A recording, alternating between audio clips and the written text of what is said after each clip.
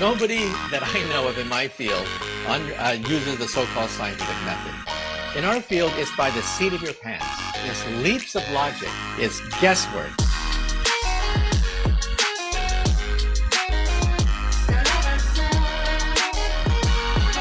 Nobody. You don't see the curvature of the earth. That stuff is flat. GLOBEBUSTERS taking over. Bye bye moonlight and rover. Now so mediocre. Sorry, but your ball is dead. But your ball is GLOBEBUSTERs taking over. Gotta ride this roller coaster, but the truth is getting closer. Sorry, but your ball is dead. But your ball is. Get the shovel for the spice hubble. Piecing up the puzzle. Need a buster bubble. Evil gonna crumble, yeah. Sit down and be humble. Got the ball, you better fumble. You get mad cause I just fight about your uncle. And then they call me the liar. I mean, it's absolutely unbelievable the pathetic techniques that they have to use to prove their heliocentric model. Vibes at the president, Jeran got the evidence. Arrow slaying Jesuits and Zack is evident. That the earth electric and it's resonant. Your residence is heaven sent. I hope to settle in like some sediment. If we so wrong, why they lying to discredit it? That's not too intelligent. That's a guy, not an in court, but we ain't really in the settlement. It's time to awaken from the pseudoscience sedatives. GLOBEBUSTERs taking over. Bye bye moonlight and rover. Now so mediocre. Sorry, but your ball is dead. But your ball is GLOBEBUSTERs taking over. Gotta ride this roller coaster, but the truth is getting closer. Sorry, but your ball is dead. But your ball is. Inner World Productions.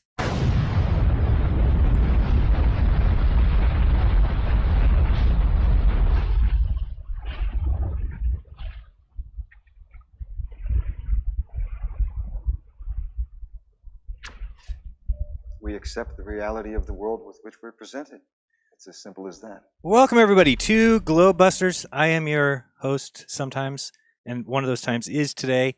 It's time for GLOBEBUSTERS. Episode number, we don't have numbers here. It's just Professor Dolittle is the title, and we'll get to that, of course, in a minute. But welcome to the show, and a big thank you to Flatman X. He was the guy who did, that's his first copy, his what do you call it, first draft of the intro song. So I didn't tell him I was going to put up the first draft, but I did, and just for fun. But he's going to keep improving on that. So thank you very much, man, for doing that. And if you guys don't know, I did a interview with him on, I think, Monday this week, or maybe it was Tuesday. I don't remember now. One of those days, and then he just put it up the other day. So here it is. It is the FEU Advanced Class, episode number 4.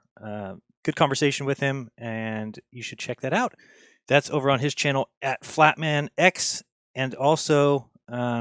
We got some cool stuff coming pretty soon. I've got some hats. So I'm just going to leave it at that for now. It's coming pretty soon. We're going to be selling some hats. And I've worked with him on that. It's pretty cool. You're going to think they're pretty dope. Let me bring on the panel for you real quick. First, we have, ladies first, always, Karen B. Karen, how are you? Hey, Jeran. Good. How are you? Fantastic. I wonder if our sound's okay. Can everybody somebody in the chat on YouTube tell me if the sound's good or levels are good? It should be, but we don't never know. I'm doing well. What's new with you? Not a whole lot, but I'm on Flatman X channel too. I think I'm episode 3. Nice. All right. I didn't know you were Flat episode Earth 3. University. Yeah, I just did one too. It's Very fun. Cool. It's fun. He's a good guy. Yeah. Yeah, I want to do more collaboration with those guys. I saw somebody else is running, and we'll get into that a little bit today with the auction I have going. Somebody else is taking that and running with it, and they said in honor of Jeranism does. They're going to do doobies for subscriptions or something. Doobies for subs. I don't know. So it's like doobies for subs. I saw that. It's freaking sweet. So I like that, and maybe we can kick something off like that where everybody goes out and does something good for others. And why not hand out some joints? People need it. People are going to need their weed right now. We've also got Austin here. Austin, what's up? Chilling. Shout out to my boy Flatman X. That's my homie. Met him a few times in real life. He's super cool, man. And just chilling, man. So it turns out we actually have to go be in person for Rushmore for the court thing where I was breaking all the rules by speaking. And so we're booking our flight already for like 13th. Not very cheap. not very cheap. It's a solid couple grand minimum for us just to get out there and go and be there for the court date. But anyway, that's happening on the 14th, which is coincidentally my birthday. So that's kind of what I got going on. So I've been pretty in my head, Nice. but there's a lot going on behind the scenes. And yeah, that's what's going on briefly. Awesome. Thank you for the super chat. We got one from Commercial Sound and Video, and I think Rico's tinfoil hat sombrero said, my single request for my birthday party was wait till 4 p.m. CST so I don't have to miss GLOBEBUSTERS. Is that bad? Yes. Jeran, It's it's tinfoil sombrero. I know. There's no hat. Why do I always say that? Is it me who did I don't know. I don't know either, but I think he's mentioned that to me before. I don't know why I see that and immediately say hat. I just replaced the word, just translating It's for you. that's like saying tinfoil hat. True. Good call. Yes, I need to watch out for that. And speaking of other episodes, yeah, we're looking at Karen B's episode here, and then I noticed that over here we have Flat Earth University expert class number 2, and that is also on the panel, David Weiss. David, how are you? Hey, good. What's going on, guys? Hi, Karen. And Hi. Flatman X is doing some great work. His interview was super fun, and he's been making those short clips of my videos. He's been breaking them down. So, And he, loving it. yeah, and he does. He's got awesome editing skills. So, or at least he's coming along. I know he's just started. and- hey, Spicy Sarah in the house. I've made zero Spicy. changes to any of his videos that he made, so I love it. Good job. And Spicy Sarah's in the house. Spicy, nice to see you again. I saw her yesterday, her and her husband. Good people. Good Is people. she in the house or as big as the house? Well, both. But she fit inside the Nice. house. It was not bad. She fit inside there quite well. With room to spare. I saw you could easily fit a chair by her on either side. It's pretty nice. Nice. No, good luck to her on her coming child. That's awesome. And we also have Iru Landucci from, I think he's down under, over and across. Yes, of course. Out as always. over. Out over. Iru, how are you? How you doing, guys? I'm doing well. Waiting from the show. It's going to be a nice show. Should be quite fun. Yes, indeed. All right. Yeah. So let's start out with, and we called it Professor Dolittle because we're going to be talking about covering Dave's fantastic debate, or whatever you want to call it. Dave, what was it supposed to be? You said it was supposed to be a It was conversation. supposed to be a conversation. It was supposed to be more of a question and answer. You know, when I was on that show, I said, hey, Dave, we'd really like you to come back if we can get a professor or, you know, someone from a university or a scientist. I'm like, okay, just no trolls. I'm not interested in talking to them. And they come back with Professor Dave. Oh. And so I'm just like, do I do it?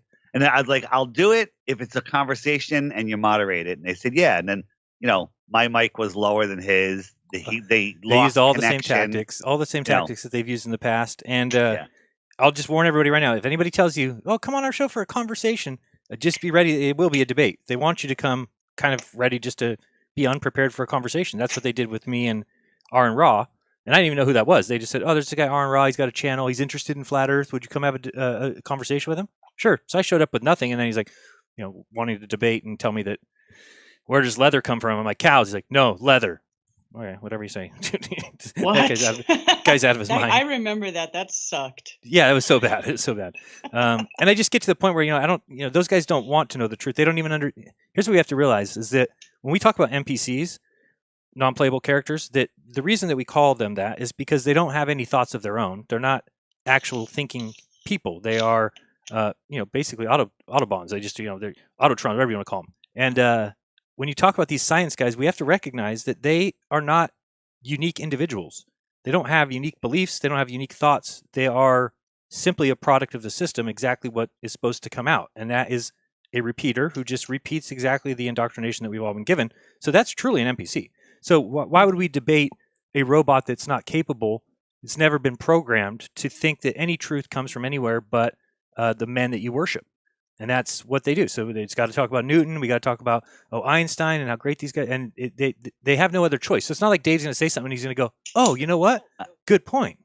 I started out trying to Kyle Adams' technique. Hey, let's look for some common ground. Right. I saw And I'm like, did we go to the moon? And I actually thought he was going to say no. Why did you think And that? he's What? like, absolutely. And at that point, I'm like, Oh, you should have wow. known that. Yeah, you should have known that. it's over. And then at the end he goes, oh yeah, and anyone that's an anti jibbity jabber is a fool. I'm like, whoa.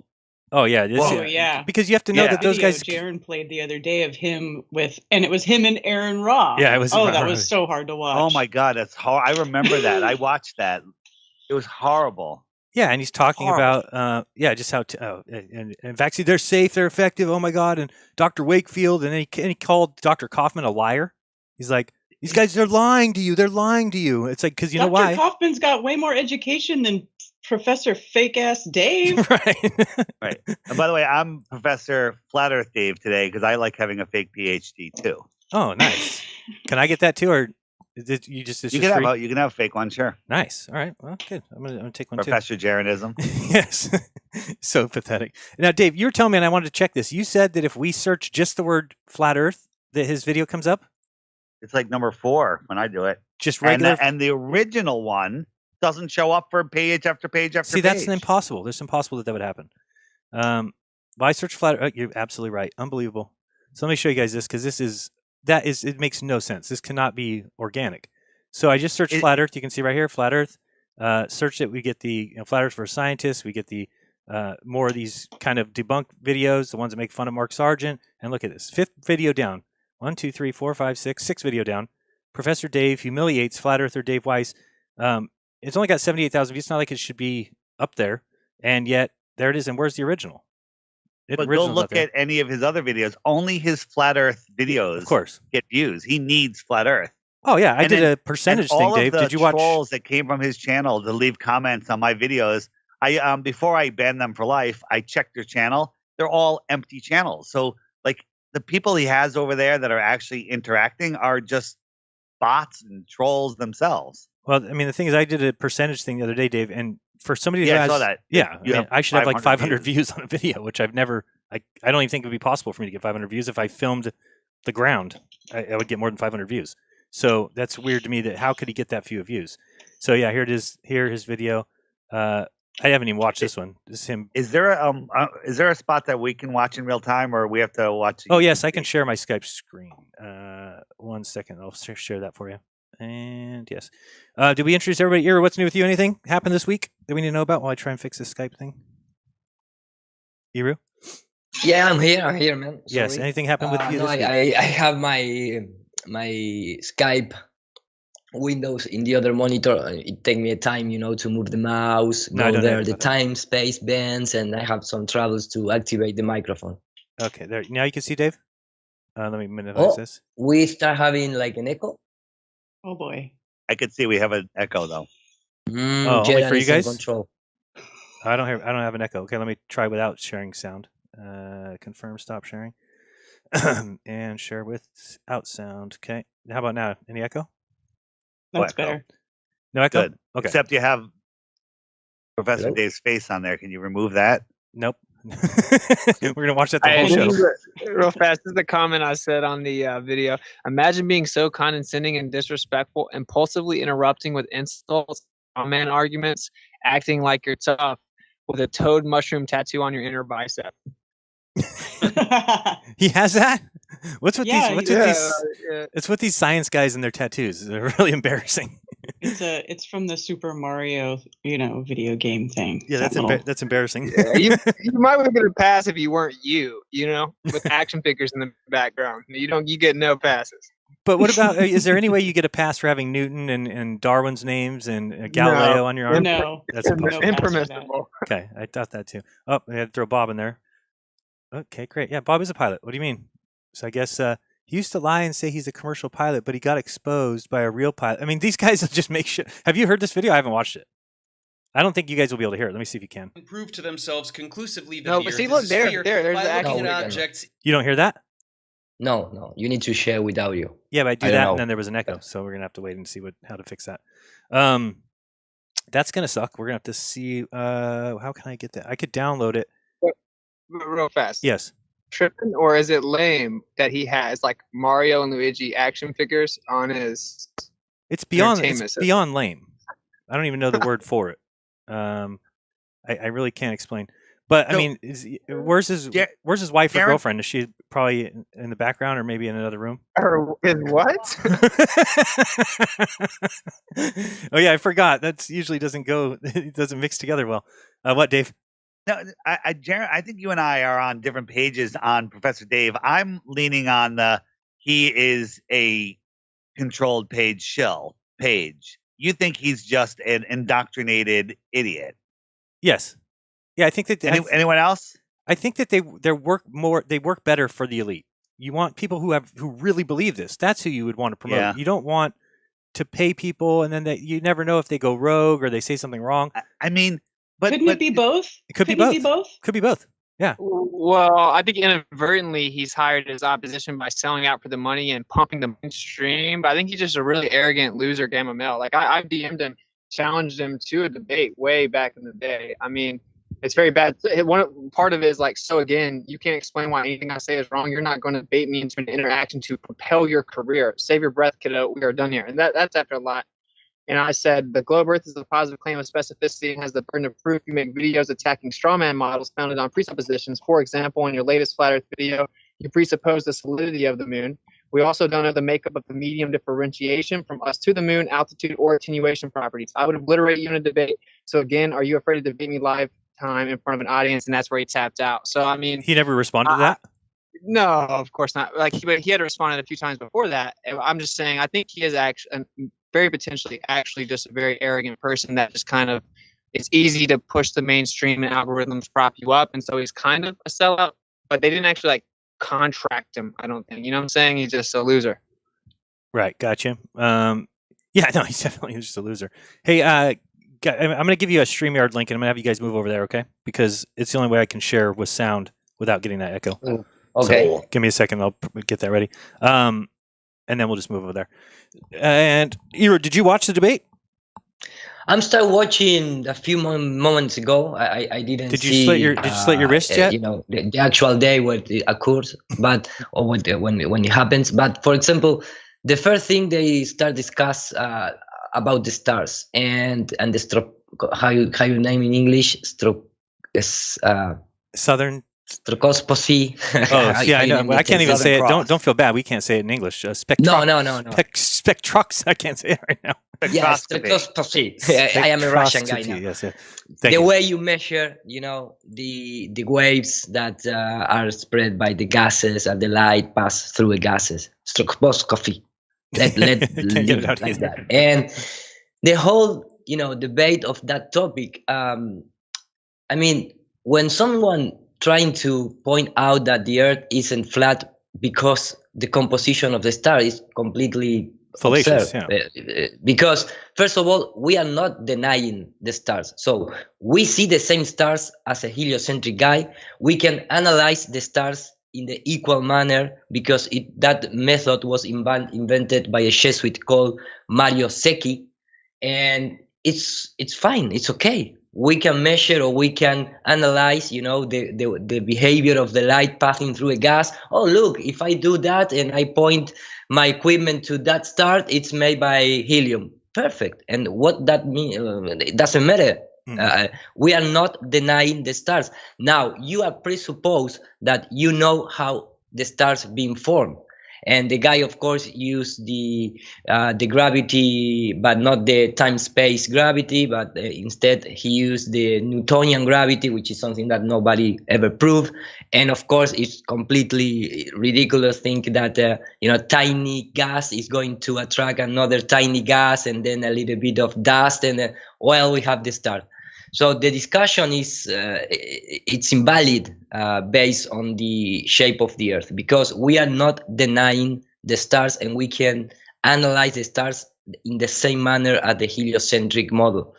So, you know, just that beginning is completely off topic. You know, he trying to bring to his terrain and trying to, you know, mess up a little bit the arguments, and trying to put this idea that I know more than you because I can explain to you things that you cannot explain well, you know, things like that. And right. It's I heard Dave said, okay, we're going to discuss the shape of the Earth, not things in the sky, but immediately they jump to the moon and start trying to, you know, it's always the same thing. You know, we are trying to explain the shape of the Earth based on things on the sky, and that doesn't have any sense, because we are trying to discuss the shape of the Earth. We have the Earth, we can analyze the Earth, we can touch the Earth, we can measure the Earth.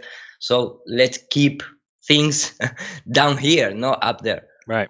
Guys, okay, Exactly. I dropped it in the Skype chat. I'm going to close Skype. Can you guys head over to StreamYard and it should be better because I can Which share it there. chat? It's the GLOBEBUSTERS. Oops, I entered wrong one. Psh, genius. Wait, It's like I don't see it. I don't see. Oh, here it is. I couldn't find it. There it is. I accidentally put it in the message to Bob. There it is.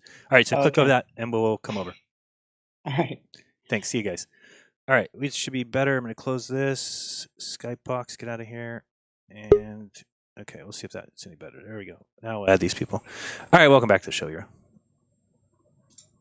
And you there, Eero? Can you hear me? Oops, I have to add myself. There we go. Hello. Hello. Thank you for doing that. Okay. And let me see if we can share screen. Everything works well.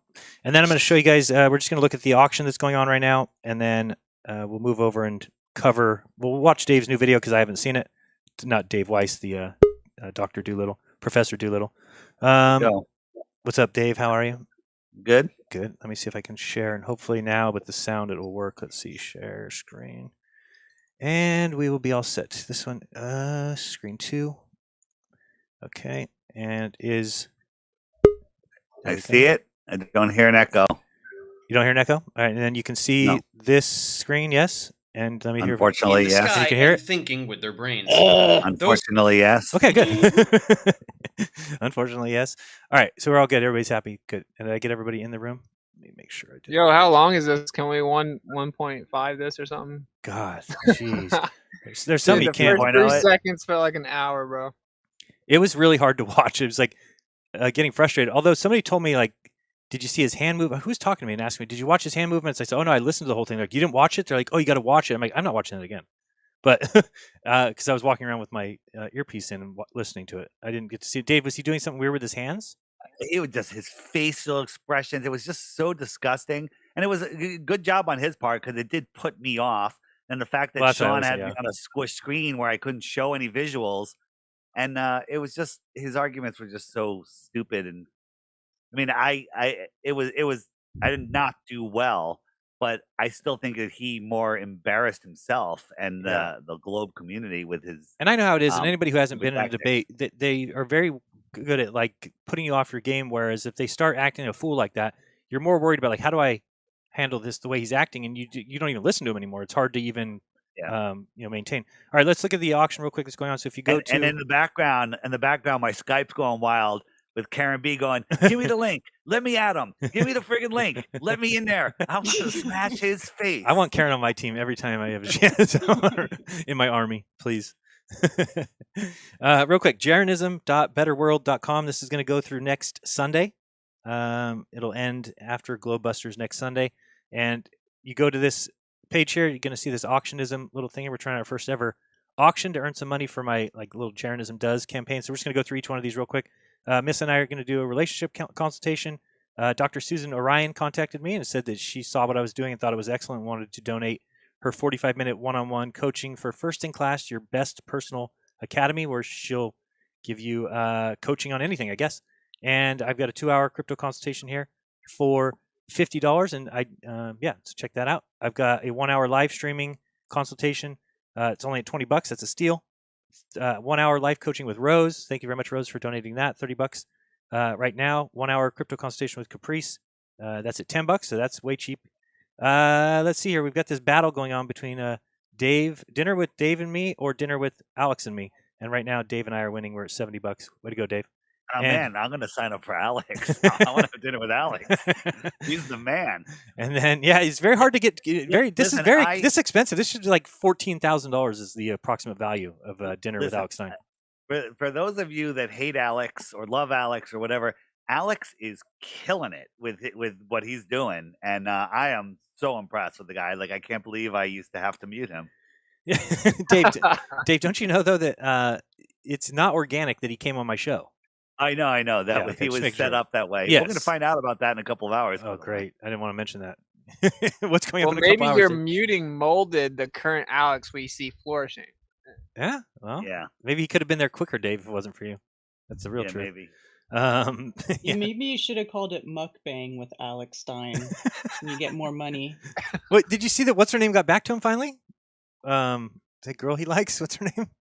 No idea. Oh, he likes some girl that just eats on stream the whole time. I can't remember her name. He always shows us Oh, videos. the big girl. Yeah, what's her name? I can't remember, I but don't she know. finally got back to him, and she's a moon landing hoaxer, which is nice. We'll always take as many of those as we can get. Oh, love it. First McDonald's cancer. And let's talk about this next item. We've got Flattoberfest, 2 tickets to Flattoberfest October 21st through 23rd. Karen, why don't you tell us about that item? And thank you, by the way, very much for donating. That's very kind of you. Oh, you're welcome. And yeah, Flattoberfest tickets. So 2 tickets. Regular price for tickets are $155.11, and they're on sale right now for $122.33. I think I love to put all those weird numbers in my prices. But so right now, if you get 2 tickets for less than what is that, $244, then you're getting a deal. Yeah. And it's actually 3 days because the official dates are 22 and 23. The 22nd and 23rd will be inside having presentations on Saturday, and then Sunday we're going to have music. But Friday before, we always like to, when we do it at this venue, we rent the park across the street for the whole day. It's got a big gazebo. It's powered. Awesome. It's got, barbecues. We have food. We play music. Everybody's having a good time. Yeah, it's a blast. And we'll do that. And it's a free meetup, and we'll just include it with, it's basically a whole weekend of flat earthers and having fun and being with the people that you love to be around. So right now you could get that for a good deal on Jeran's donation page, yes, auction. So it'd be cool. And I've had quite a few people contact me and say that they like, oh, the next time you do it, reach out and I'll donate this or this. So maybe it'll happen again. I don't know. We'll have to see. But this one is going now and through next Sunday. You've got 1 XMR, so Monero, which is I think it's about $250 right now. I'm not sure what the price of a Monero is, but this is at $185. 50 Epic Cash donated by Uncle Todd, Uncle Vigilante. Very nice of him. We're at $65 there. We've got 6 total bags of Truth Smacks snacks. If you haven't tried these yet, they're fantastic. Karen, you have a bag yet? You tried this yet? Oh yeah, I've had quite a few. I love that stuff. It's the best. I ate a big bag in one sitting one time, and then I asked her like, "What is the?" What? I was just eating some 10 minutes ago. And she told I me was eating some like probably a half an hour ago. Oh, there's none left at my house. That's unfortunate. 2 16-ounce bags, 1 of the peppermint, 1 of not. 2 10-ounce bags, 1 of peppermint, 1 not, and 2 of the snack bags for $20 going right now. Then we've got some pirate gear, 2 different sets of extra large and extra large hoodie, extra large shirt. One's at $45, one's at $40. Those are shipped free. And then down at the very bottom here, we've got subscription, a 1-year Cryptoism subscription, which is a $100 value, and that's you get all the back classes that I do, every other Friday classes we do, plus the Telegram group, all that stuff. That's at $35. And then Dave was very kind to donate 2 different sets of 5 1-year subscriptions. The one for Google, this one here, includes the app with it, so you'll get 5 free apps and 5 free 1-year subscriptions, so you can do the People Finder. And then this one here for iPhone, only 5 1-year subscriptions. What they don't allow you to give out free apps on Apple? They don't allow it. Yeah, oh, wow. They don't have a mechanism for it. I didn't know that. All right, so those items are up. You can go to, again, it's on the screen, jeranism.betterworld. And when you get there, if we go back here, just so you know what this is about, and I'm going to do a video middle of this week to kind of describe it even more, but I kind of described it on Friday. This Jeranism Does button here. Oh, thank you. We got 6 supporters so far, $692, 34% of the 2,000 goal. I'm just trying to do something different to give back, and I know this is the weirdest donation thing you've ever said. Like, here, give me money so I can go give it away. But it's kind of what I want to do. It'll be fun. It'll be a fun video. And yeah. Karen, that guy that gives out all that money, he gets millions of views. Yeah. His YouTube revenue is supporting his cash. Isn't that awesome? So why doesn't everybody do that? Why not? Why he thought of it first, Yeah, no, I mean, there's people that do that. I mean, I don't know if you guys know, is the guy who I always show, because he's the one I found first, that just, I don't even know how he showed up in my feed, but on my phone, you know how they put the shorts in there? Sometimes I'm not even looking for those, and I'm scrolling, and then they all of a sudden pop up, and I'm like, what are these?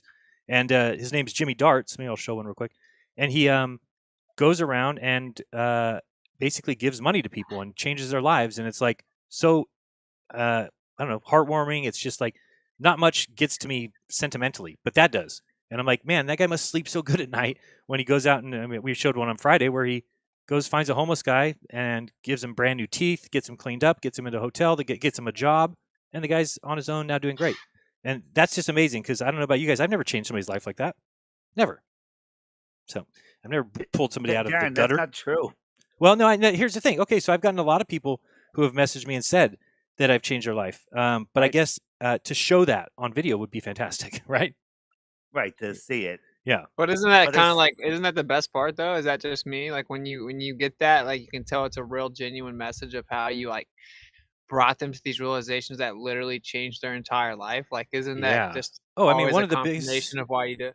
Yeah, in I fact, mean, one of the biggest we're things I all get. doing this. Yeah, It's not just us. I mean, people out there that are out on the street talking to people. It's amazing. You wake up somebody, you change their life. It's true. Period. And they also said, at least for me, I always get the one that says, I used to be an atheist.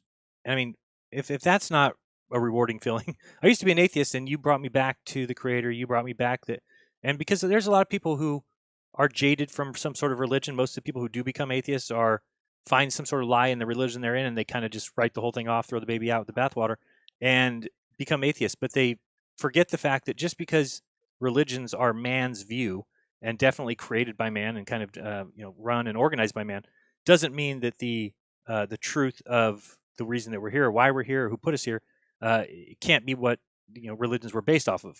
And I do think that there is a creator. I don't think there's any chance you can crash a plane into the ground a trillion times, 14 quadrivigintillion times, and it will never create anything. So to believe that there's just nothing and then the space expands and there's just no way. There's just no way. And really the truth of it all comes down to, for me, I always go back to that Edwin Hubble quote that tells you that observationally, us being the center of the universe cannot be disproven. He says that. This hypothesis cannot be disproven, this ancient hypothesis of a central Earth. He says, however, we can't go on, the absolute horror of a unique position means that we have to change it. So he came up with the expanding space and the Big Bang, because then you can rewind the clock. But you have to realize everything that happens after that is completely in the face of observations. The observations are that we are the center of the universe. The observations of that cannot be disproven. However, science is against that. So the entirety of science, from that point to the right, has been built on a fabrication, has been built off of a lie. That, we could be on a balloon and somebody could be blowing up the balloon. And if we're on the balloon, all the dots would get further away. Never been experimentally proven at all. And this is the problem. A raisin loaf. Right, it could be the raisin bread, right? Well, I mean, there's a big problem with that, guys. When somebody's telling you science, everything about science is testable, it's provable. Well, no, it's not, because Edwin Hubble says, no, we can't disprove this. However, we're going to go this direction. And if you can't recognize then, and you've got, George Ellis, these are guys who say, oh, yeah, well, I can construct for you a spherically symmetrical universe with the Earth at its center, and you cannot disprove it based on observations. You can only disprove it on philosophical grounds. He says, that's where we base our models. That's what we get it from. He says a lot of cosmology. He's like, that's okay with me. I just want to get it out in the open because a lot of cosmology tries to hide that. And cosmology is a science. So if there's sciences out there that are trying to hide something from you, and then you start digging deeper into that, into atoms and what they say is going on inside an atom, and you just realize that it's all just storybook. It's all just storytelling. And we've bought it hook, line, and sinker. And think about it. If you worship, or if you believe in science, you worship men. You believe the words of men without doing it yourself. You've never tested the light from the stars or the gases from the stars. You've never tested the size and the size and distance of Mars. You've been told it. So if you're okay with worshiping men, fantastic. I'm not. Not unless I see that their evidence is sound. And this one is a case where it's not sound. It's based off a worldview that they hate the Creator and think they're the most intelligent thing that's ever been in existence. And they refuse to defer to a more intelligent source. Any comments on that? Right. Well, it's crazy though. Don't you think maybe a fundamental misunderstanding is like their cosmological claims are portrayed as science, but intrinsically it is not science. Right. Like not even for us, like even as we've broken through the lies, we still just look up and ponder about what if, like we don't actually know what's in the sky. I think that's kind of ties into the point that you're making in addition, right? Which is you're supposed to not know and just acknowledge it was designed. And man trying to tell you how to do that or that you're not doing it right is all super fake and gay. Yes. So. Yeah, it's garbage, and it's really about what they really want you to do, and this is in every facet of life, is to give your belief system to somebody else. Because when you do that, all of a sudden you're very controllable and you're very predictable. So, and again, I've talked about this many times. I went to an all-boys Catholic Jesuit high school. That's where I went. and I could never understand. I became disillusioned with it because they tried to teach me both science and religion, and I was like conflicted. Grew up religious, now they're teaching me science. I'm like, what is going on here? This is a weird school. But I realized just 5 years ago when I got involved in this and everything, that the reason that they do that is because they just want you in a belief system. The Jesuits don't care what you believe as long as you're in a belief system. So they'll teach you science, they'll teach you religion. Either one is a complete and total belief system where you have given up your beliefs in favor of somebody else who's telling you what to believe. And then you become very predictable. They know exactly how you're going to respond to different events. They know exactly how you're going to respond to different stimuli. And they then operate the world knowing that half the world is science and half the world is religion. It's a brilliant takeover tactic. They've done it for 500 years, or, if you want to believe that, I kind of can see that happening. And it's sad because people fall for it all the time. The only place that you can really feel comfortable is in the middle, and it's the scariest place for most people. Most people who are religious, they don't want to come out and go to the other side. They think they've been told that anything coming from anything outside of religion is the devil. So they stay put. People on the science side, they don't want to come out of anything science related because they know anything outside of science is hocus pocus and woo-woo, right? So they've trapped these people in these cages that they cannot get out. And then the most freeing thing that there is to step out of that and go, I'm in charge of my own beliefs. I'll decide what I believe. Whoa, Right, that's what motivates all of it for me, bro, is like those emails like of genuine testimony, if you will, of how like their life has changed. And then what makes it so incredible is you see they start to prioritize morality and more so really soak in the objective nature of morality, and they start doing what's right, and then their life begins to elevate, and then they become much happier and stuff. It's like, so that's, I think it's so crazy. We get attacked so much as shills or whatever, but I just happen to know for you to step in the ringer and fight this fight the way that, the conversation of the earth is set up, like you have to be doing it for the right reason or you won't make it. And so I think just riding that is the move, and letting it fall where it does. I think it's a beautiful thing because regardless of your interpretation of the designer, the acknowledgement of the antecedent to design, being a designer, is like a life-changing thing, and then it's a personal journey from there on. So that's the most incredible part, is someone telling you that you help them see that. Yeah.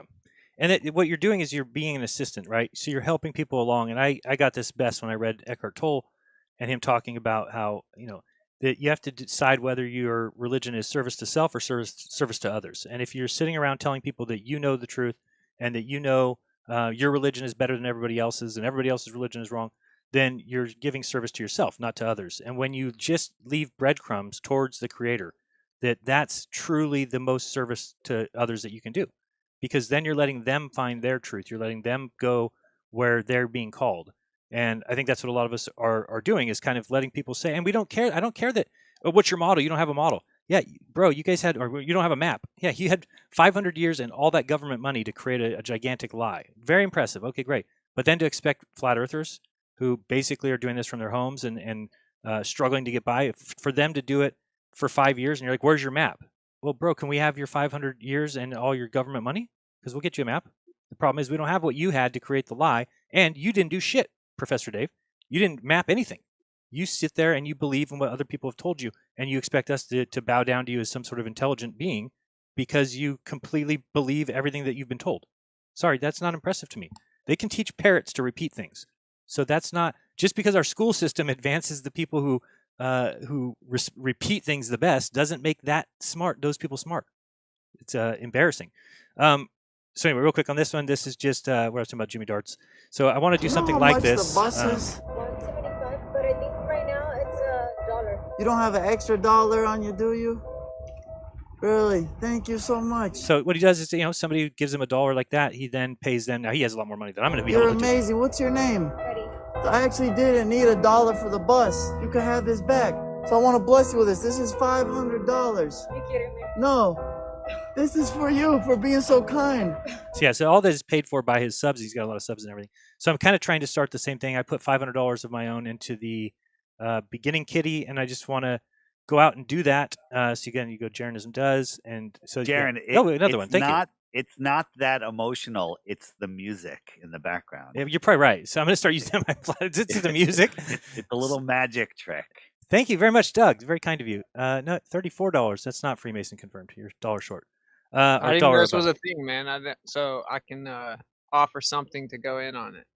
Yeah, you can go here to the. I put in 500, and then we have. I got to go down here. So the first one was me putting in 500 of my own, and then, oops, I don't know where they went. Oh, here they are. So I put in my 500 start. I want to get to 2,000, and when I have 2,000, I'm going to go out, and I kind of picture it as giving 20 people $100. That's in my mind. But whatever's donated, you will see me give out to somebody on my channel in some way. He does cool things. He goes into grocery stores and asks somebody, "Hey, I didn't bring money for lunch. Can I get this? Will you buy this Chef Boyardee can for me?" And then and I like what he does too. He never shows the people that don't. And I'm going to do the same thing. Like I'm not out to show people like, "Oh, this guy didn't give money to the homeless. Oh, this guy didn't help me out." That's not the point of it. That's like what the news does, right? The news pushes negativity. And if you've done the Rice experiment, if you've looked into Dr. Emoto, if you've done any of that, you recognize that we have the ability to honestly change reality with our what we show, what we do, what we present. So the news, knowing that clearly, doesn't present you with the good things happening in life that would brighten your day and make you brighten somebody else's day. They instead show you the one racist thing that happened in the country, and then the whole country thinks racism happens. Now they show you this one. It's always about the negativity, the fear, war, destruction. You need safety, you need security, the COVID, wear your masks, when you get your vaccine, you're going to die. And when that is put out to you every single day and you consume that content, you become that and you pass it on to others. And we're smart enough, we know that's going on, but there's very few of us. It's hard to make that go further. So I just want to do something where I can try and spread some goodness and see if I sleep better at night. I imagine that guy sleeps really good. Vibration literally molds physical reality. So yep. Yeah, so I think if you go out and you kind of help some people, and I'm not trying to show anybody not doing something or anything like that. It's just going to be the people that do something kind, whether it's maybe I'll sit in front of a building with a cup looking for money or something, say I need some food. And yeah, I don't mind if people don't walk by. I sometimes walk by people and don't give them money. But the people that do stop and want to be kind, I think that they should be rewarded, and they'll be shocked in doing so. And they'll be like, nobody does this. Nobody gives people money. And I'll be like, you know what? Jeran does. I don't know. I couldn't think of anything else to call it. So does is a weird word, by the way. Does. Isn't that a weird word? Yeah, what it does. Does. DOES. It is weird. Do you guys think that I should plea out to the government for the Rushmore thing? What did they offer? They actually haven't offered anything yet. Oh. They're making me go in person, bro. I have to be in person on my birthday. I'm saying, you think Yellowstone, I filed 2 motions. None of the motions have been ruled on, conveniently. But in Yellowstone, I threw the earth in it under religious freedom, biblical cosmology. So anyway, but I'm saying in Rushmore, like you guys I don't agree, think you should plead. I should fight all the way. I think so. So we're booking flights, man, going to South Dakota where it's 33 degrees. It's currently 77 and beautiful or something. Repeat the temperature so the RV can hear you.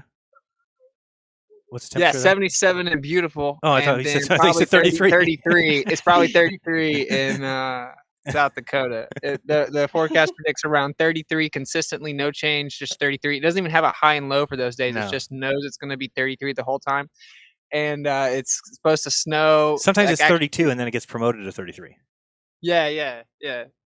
33 high snow, real talking. So I'm not excited about going here, but it's all good. I'm gonna get my nice little outfit, and I'm gonna go in there and just we'll see what happens. I'm a lawyer now. What you know about that? Well, good I'm luck. not taking a plea. So. Don't say that in court. You are a lawyer. Fight me, Karen. Tell him I got hands, and I lead with the left. Metaphorically, allegedly. Yes, exactly. All right, so that's it. Jeranism, jeranism.betterworld.org, and then you'll have these 2 buttons. You can either donate through the auction or through this page here, and hopefully we can get that going, and then that'll be coming up after next Sunday. And let's move on to, I guess, the Professor Dave thing. I was trying to avoid this for as long as possible. But yeah, bro, what the who, dude? So, here's the deal. Does anyone know this? Hey, everyone. Shouldn't we be allowed to tape in the courtroom? I don't know the rules about that. That's lame, but I'm saying, what do you think? They weren't allowing phones in the court at all last time I went. Like, I had to go put it back in my car. They wouldn't even let me in the building with it in my hand. Right, such a clown world, right? So, like, Yeah. what do you guys think, right? Because the First Amendment says you have freedom of press. So, like, should they be able to stop you from freely speaking under the First Amendment and then not let you cover it? I'm just saying, isn't that I don't crazy? know, but I think it is bullshit that they won't let you record. Austin, you should talk to Rose over at Crow 777. She just had a couple of guys on that are all about this and have some really good information. But isn't the entirety of court proceedings recorded anyway? Well, it's like Not on recorded on video. it's on the record as yeah, it's like transcripted. Stenographer. So I would. yeah, but that's whack. Yeah, but I mean, I would bring you could bring an audio recording in your pocket, a little recorder, record the whole thing, and then this way, if it's anything off of what the video shows, I don't know. Just I don't know if they'll let you record on there. I've never We'll seen see that. how it goes. We'll see how it goes, man. Crazy. I followed a motion to dismiss, dude. I invested a lot of time into it. Yeah, it and was it's- real weird. Yo, it's like if you follow the rabbit holes of the laws and the way I presented them in the sequential order, it's just gets so epic. I wrote it in that way on purpose and limited it to the 16 pages. So it's like I don't know, dude. It could be really crazy what happens because I was just talking about the Earth the whole time, man. So I don't. Well, it shouldn't matter what you're talking about. Exactly. But like as applied challenge, even so I'm challenging the constitution of the law, but they restricted me under that law, and as applied, meaning how they restricted me or censored me, I'm just talking about the Earth, and they love to relay that I'm talking about the Earth, and then they Rushmore relays to Yellowstone. Be on the lookout for these guys. They're talking about not believing the government and they're flat earthers, and so you can't do that. What are you talking about? Like, make sure you don't let this guy go around and talk about how the Earth is flat and the government lies. So I don't know. You should have talked about how it's okay for men to play women's sports. If you talk about that, they'll let you talk. Let me get a BLM shirt. I can run wild. Say whatever you want, but don't you dare go against have you guys seen this one yet, or do you want to start with the other one, or to start with this one since this is the newest one and I have not heard this Let's personally? go with the newest one. Let's start with this one. Just see what he's got to say. I apologize ahead of time. First two videos in this mini-series, I demonstrated that anyone can prove to themselves conclusively that the Earth is a sphere. And he did say during your debate, Dave, that any child could do it. 5-year-old could prove the Earth Here by looking at objects in the sky and thinking with their brains. And thinking Those with their objects brains. were the moon and the stars. So for this one, let's get even simpler and talk about man-made objects in the sky. That's right, airplanes. Continuing with the theme of requiring precisely zero science to show that Flat Earth is the dumbest hoax on the entire internet, one thing that anyone can do to prove that the Earth is a sphere is to look at commercial airline flights.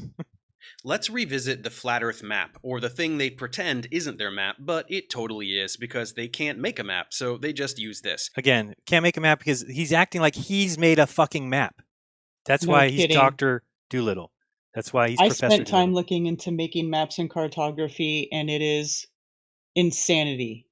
Yeah, and It's crazy. And it's all based. This is why all the maps were based off ones before it, because they're acting like they went out and did something. The professor's done nothing. He's not gone out and mapped anything. And yet he simply, because he believes in these men who tell him we have all the answers, he expects everybody else to believe him too, because he doesn't think the answers can come from anywhere but these great men who he stands on their shoulders. Embarrassingly for them, this is actually an azimuthal equidistant. Embarrassing for them. And because he's been told that this is simply a globe stretched out, then that's his belief. So we have to understand NPCs, how they work. He doesn't have the opportunity to say, couldn't it be that this was the original and that they made it into a globe? He can't fathom that because it's not what has been told to him is true. So this is what we have to recognize, is that there is no thinking part of his brain that allows him to, for a second, think, well, what if what I'm being told isn't true? That he can't think that. So he thinks only these things are true. So anything else, it's like a religious person who you're trying to talk to, and they say, no, anything coming from outside of this Bible or outside of this religion is from the devil. So he thinks anything coming from outside of his religion is the devil, basically. Projection of the globe. That's right. The Flat Earth That's map right. is a map of the globe, taken from the perspective of looking down at the North Pole and flattening out its surface into a plane so that a three-dimensional surface can be shown in 2 dimensions.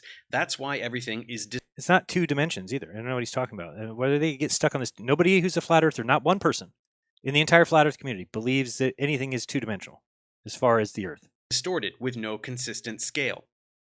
Secretly, flat earth priests know what this is, and they know it doesn't work, but they're dumb and lazy and can't come up with anything better, so they stick with this and simply So we're dumb and lazy, but he, because he believes what he's been told by men, is not dumb and lazy.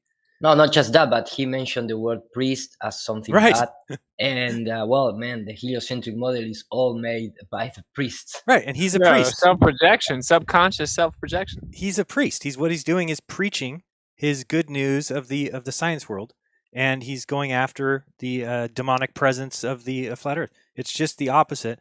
Everything that he's saying, he's guilty of himself. deflect anytime these facts are brought up. Now, the further away from the center you go, the more significant the distortion. So problems. That's not true. There's no distortion in between basically anywhere in the before the equator anyway. So he doesn't even know what he's talking about. How could there be distortion here? This is the same as the globe. Really arise in the southern hemisphere. That's where the flights come in. Here's South America. Notice he says that's where the flights come in. Go look at a flight software and look at how many planes fly in this area, and then look at how many planes fly in this area. And you'll notice that there's probably a discrepancy of 20 to 1, maybe 50 to 1. Here's Australia. Pretty far away, huh? If this map was taken to be precisely to scale, which it would be if the Earth was actually flat, then they're as far away as two places can get. Let's say we wanted to fly between Santiago and Sydney. If the Earth was flat, which way would we go? Well, the straight line path would go up across all of South America. And again, they draw this straight line path and not pay any attention to the fact that that's not the way the plane goes. Why wouldn't the plane go like here so that it stays in the water so that you wouldn't know from flying in the plane? If it's a deception, then you have to realize that they'd be deceiving you. They would not fly over the United States and then everybody say, hey, how come there's land underneath us? Don't worry about that. Don't worry, we're going the way. No, that wouldn't be a very good deception. That's a clear and cut. But not just that, but for example, if you have a swimming pool, a cylindrical swimming pool, and you have like a current in the water, yes, and you want to cross over the swimming pool, Great you are not point. going to cross in a straight line. You're going to use the centrifugal Great force point. of the water, and you're going to do from it outside. Right. I don't know if you if totally. You're saying because picture this is a whirlpool. Picture it's a whirlpool. because the planes travel on the on the air. The air is moving. We have jet streams, so Right. you're gonna use. First of all, that is something that they take out. They don't analyze that. And No, and let's look at this. What is it possible that there's 400-mile-per-hour jet winds or jet streams at 45,000 feet? Anybody here who says that's not possible is fooling themselves because you don't know you just know what you're told. You don't know. We know that they tell us that there's 250-mile-per-hour winds, but we don't know. We do know that there are flight levels where sometimes winds are going one direction. You go up 1,000 feet, the winds are going the other direction. And so we know that at different flight levels, the plane can get up there and take these basically shortcuts. We know this happens every single day. Why? Because every plane that's late, and think about every plane you've ever been on. Has the plane ever taken off when it's supposed to? No. Planes are 15, 20, 25, 30 minutes late taking off. But guess what? They get where they're going on time. How is that possible? It's possible because the computer drives the plane. And the computer system tells the plane, we need you at this airport by this time, and so the plane makes it up. Whether it gets up to a different flight level, whether it avoids weather, whatever it's doing, it's getting to where it's going on time, and that's how they operate. Otherwise, think about what would happen to the day if one plane was 30 minutes late. Everything else would get thrown out of whack. The whole system would fall apart. It doesn't because the planes can make it up. How do they make it up? By using flight levels. So out here in the Southern Ocean, we know that there's 250-mile-per-hour winds going in this direction. We know there's about 100-mile-per-hour winds going this direction. I say we know, meaning that's what they tell us. I don't know. I've never been up there with a weather stick or weather vane to see how fast the winds are going. But can we say, is it possible, Jeran, that there's 500-mile-per-hour winds up there? 400-mile-per-hour winds up there? I don't know. Why not? Why wouldn't it be possible? When I went to Mexico last week, on the way there, it was 4 hours and 5 minutes from New York to Mexico. On the way back, it was 3 hours even. So almost an hour difference? It was an hour and 5 minutes less than the way there. And on the way back, on the spinning ball, I'm chasing the spinning ball. Right. And the reason why is because there's winds that blow that direction, right? So that's why the planes that go in the north here, there's winds that go this way. And again, I mean, a lot of people think it's pretty crazy that you have this sun rotating would be here, which would cause your deviation of patterns going this way and this way, which kind of matches the so-called Coriolis force, if you want to believe in it anyway, which might just be the kind of moving of those directional winds, if you will. And so, and go ahead. Sorry. No, go ahead. Sorry. No, I'm done. No, I'm gonna say, and another thing is that there is like a consensus, if you want to see in that way, that the distances in the south are much bigger than the distances in the north between countries or continents or whatever you want to call it. Right. And well, that match perfectly, not exactly with maybe this map projection, but it's match perfectly with the idea that if the earth is flat, of course you're gonna have big distances in the south than in the inner part of the equator. And also we have the analemma, which you Shows can the bigger explain path. Yeah. from it shows that the sun when we have summer here in Argentina and the south of the world, or the other side of outer edge of the equator, outer of the equator, the sun must travel much larger distance, but in the same time. So we have this idea that the earth could be flat, and of course if it's flat, you're going to have a bigger circle outside of the equator and a smaller circle in the inner part of the equator. So we have few things that match that projection. You know, it'd be nice to see. What if we had somebody in the south, somebody in Australia, film a sunset on their December 21st, right? Or it could be during the summer too. So maybe one on June 21st, one December 21st. Just film a sunset in full. We want the full video from the time it's, maybe within a couple degrees of the horizon, maybe even like 15 degrees above the horizon. Then it gets down, and then film the same dates in the north, not the same, the same time period, so that we can compare the setting of the sun. For instance, I thought I've heard, and I don't know if you guys have seen this. Have you seen that if you take like certain distances at the exact same latitude, north and south, so say Australia, latitude, whatever it would be, 37, let's say, and then you take somewhere in the north, London, 37, and you look at the opposite times, and they don't match the sunrise sunset times. Have you seen that? Anybody ever map that at all? No, I didn't see it, but has a lot of sense. Yeah, I'm going to look into that. We are looking the sun, under the atmosphere. We have a lot of distortions and apparent position thing and all that kind of stuff. You ever looked at that, Austin, at all? Karen? I've seen. No, I'm not sure if you asked a specific route. I've seen where the timelines don't work out at all. Like all over the earth, there's like a 3-hour difference in sunset when it should be like a couple minures. Yeah, and then you were asking me about that recently. What was that you were asking me? I forgot what exactly you were trying to. You were asking me about something to do with the equinox, right? Yeah, like the official story relative to what we actually observe, like the supposed equal day and night, according to dayandnight.com, was like the I think it was the 17th, but it just then the 19th is when they say it actually is. And I was talking about the discrepancy with that and what's actually happening, because there's like a balance that happens as the year begins again. So I don't know. I mean, well, with this flight though, like what's funny to me is I had I guess a supporter like right when I was new on YouTube, because Bob talked me into doing YouTube, and they were like, I'll pay $5,000 to fly you from, and it was serious. They were real and serious. And I'm like, let's do it. I'll take this flight right here, the one we're talking about, for $5,000. Let's do it. Just to kind of put everything in perspective, how different it is in all reality. Like this clown show, over here making this. I literally was gonna go like, let's do it. Let's see what the truth is. Dude. So we can argue about how it is possible to fly Earth, because it is. I mean, there's ocean currents that go that direction that would help you get there quickly. It's actually very stupid not to acknowledge it. But beyond that, it's like you actually can't take this flight very easily at all. It's not readily available at all. So like I had someone with like up to $5,000 put towards it, and we couldn't even get the flight. So I don't know if that's changed since then, but that's interesting. Well, there's like literally one. I mean, it seems like there's the plane that goes back and forth between Santiago and Sydney. And I mean, you'd think there'd be a lot more. Again, there's so many signs of it.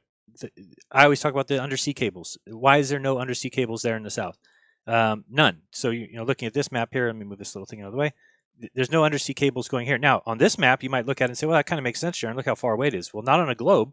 On a globe, remember, this gets much closer to South America. So there's no undersea cables here. There's also no cruises that go this way. There's also no container ships that go this way.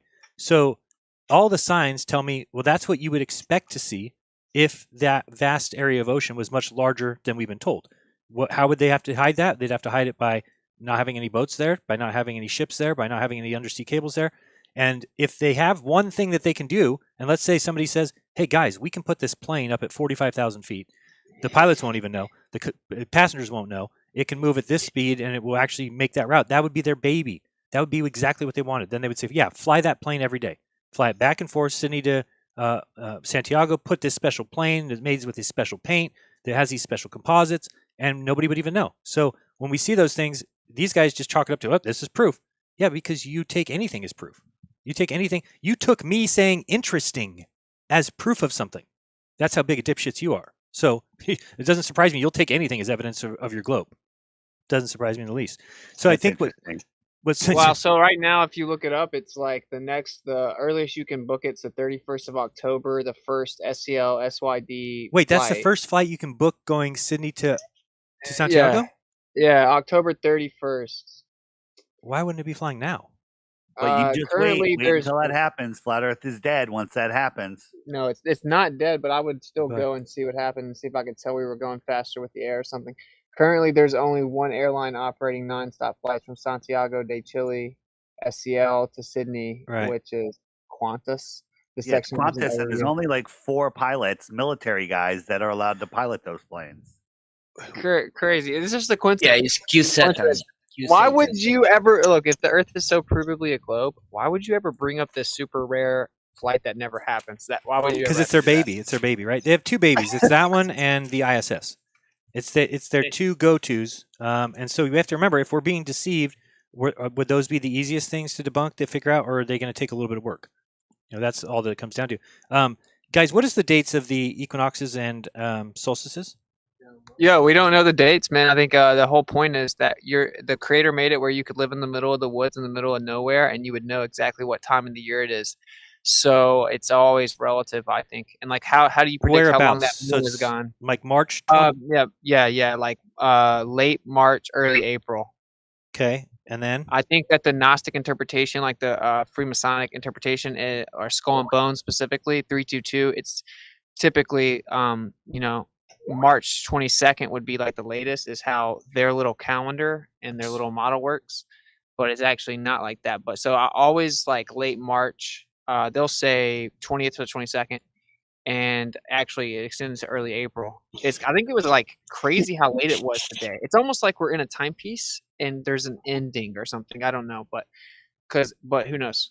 Or So- I think cyclical. the equinox for me was March 16th this year.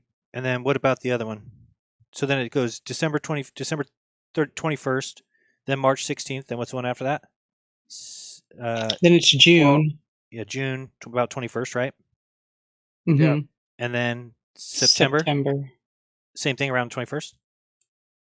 Yeah, I just want Usually, to. yeah. I want to look at, It's because right. what I basically saw somebody saying, and then I asked them. I said, "Are you sure you verified that?" And they said, "Yeah," but I haven't gone back and checked them. But basically, they were saying if you take two locations opposite, so if we are looking at the middle of Australia right here is about the Tropic of Capricorn, which is about at what is that latitude at 23 or so, I think. So if this is at 23, then if you go up here at 23, at the opposite side of the year, then all the sunrise sunset time should be identical, right?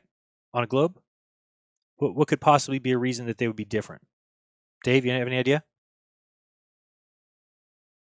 I Say agree. it If the way they say it, it should be the same. Right. It should Like be you're the same, right? saying, like 37 degrees south of the equator should have the same sunrise sunset as 37 degrees north of the equator if they're on the same. Correct. So like if we go to here December Longitude. 21st, I'm sorry, December 21st for, and I haven't done this yet, so we're doing it live. I mean, it could be wrong.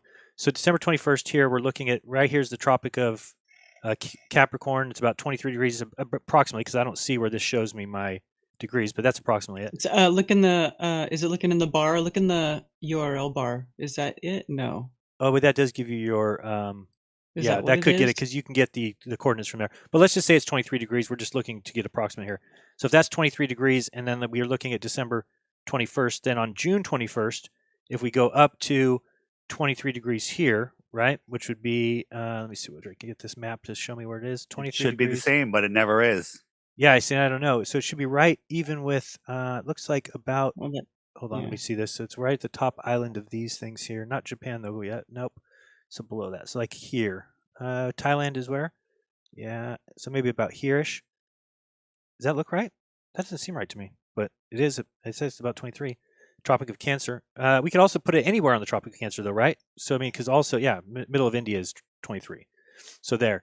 So then, if we look at that and then went to the opposite, I forgot to write down this. Let me go back here. We're gonna go here. So wait, does that change? Oh, it does. So we're looking up here now. I'm just gonna write these down real quick.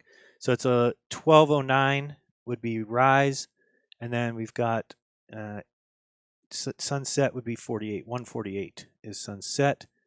Okay, and then we're going to go, actually I'm going to write down dawn just to see what it says. So 1144 is dawn, and dusk is 214. Okay, so then we're going to move up to India here, and that's going to be 23 north, and then we're going to change the date here to June 21st instead, and see if it's identical. And it might be identical on here for all I know. I don't know. So 1636 is dawn, 1701, 2347. So I guess I have to write those down and see if the times work out. 1636. Yeah, you have to convert time. 01. But So dusk that doesn't say where the sun is. well, it says right? sunrise and sunset. That's all. But I don't know. I've never done this. I saw somebody in my group the other day saying that they did it, and I said, "Are you sure you verified?" And they said, "Yes." I just didn't go back and check them. So here it shows if we go 633 to 658. Is that what it says? Yeah. So 633, 658 would be 25 minutes of time, and here it is 12 plus 14 would be 26 minutes. So it's pretty close on the dusk time. Dawn 1636 to 1701 is 24, 25 minutes, and here it is 14 would be 16 plus 9. So it's identical. 25 minutes on the top, 25 minutes on the bottom, 25 minutes on top, 25 minutes on the bottom, except for the other one's 26. But anyway, let me look at these numbers here, because if it's identical, it doesn't mean, I mean, again, are these times, have you ever gone out and made sure that exactly the sun sets when these show? I have not. I can personally say that. No, so it's usually pretty close. But when you're talking about this, you would actually have to get very, very specific. And like, oh my gosh, the sun has a certain width of its sunrise and sunsets. It's almost like the Earth's on a lumpy, tilted, spinning, wobbling ball or something. I find it more interesting that in December, there's places in South Africa where the sun sets and 5 minutes later it's pitch black. Yeah, that's But what I 6 wanted to months do. la- That's why I was saying I Yeah. want to get people to record that. Yeah, I mean, then in the Northeast at the at the opposite time of the year, we have 90 minutes of light after the sun goes down or away. And so these times that are on here are based on my time. Is that kind of, I'm guessing, how it works? I think that's probably it. Anyway, so if people have never looked into that, I'm going to look into that. I'm writing myself a note here. I want to go through Or those is locations. it Greenwich Mean Time? Because, oh yeah, it might be. How would we know? We go see where it's at for me right now and see if it shows. That seems right for me. Sunrise and sunset seem about right for now. Might be my time. And then, so if you go down here, it's just going to be my time as well. So anyway, I'm going to check into that. And I'm actually going to go back and look at my chat and see where that guy said that. 1305. I think it is your time. Because he said, let me see if I can find it real quick. He said that he gave 2 locations, and I said, "Are you sure that those are direct opposite?" And he said, "Yeah," and they're completely different times. But I'm going to try and search and see if I can find it in there. That would be, yeah. See, I'm not know what to search. Yeah, I'm not going to do it right now. Not while we're in the air. All right, so let's continue on with this little story here. But that's another thing we can look at is, do those times match perfectly, and then go out and verify that as well. Because you're right, and Dave, you're right. I want to get somebody to record the sunset. We've seen some, and they certainly seem like it gets darker way faster after the sun sets. And that would make sense on a flat Earth map, but couldn't make sense on a globe. It would have to be identical to the north. Exactly. There's another thing. If you look at the sunrise and sunset after around in December, Okay. right after on a spinning ball, after the 21st, the days in the north will start getting longer, and the sunrise and sunset should be separating, equally on both sides. But that's not what happens. Right after the solstice, I think it's the sunset that remains the same, and then the sun rises later and later.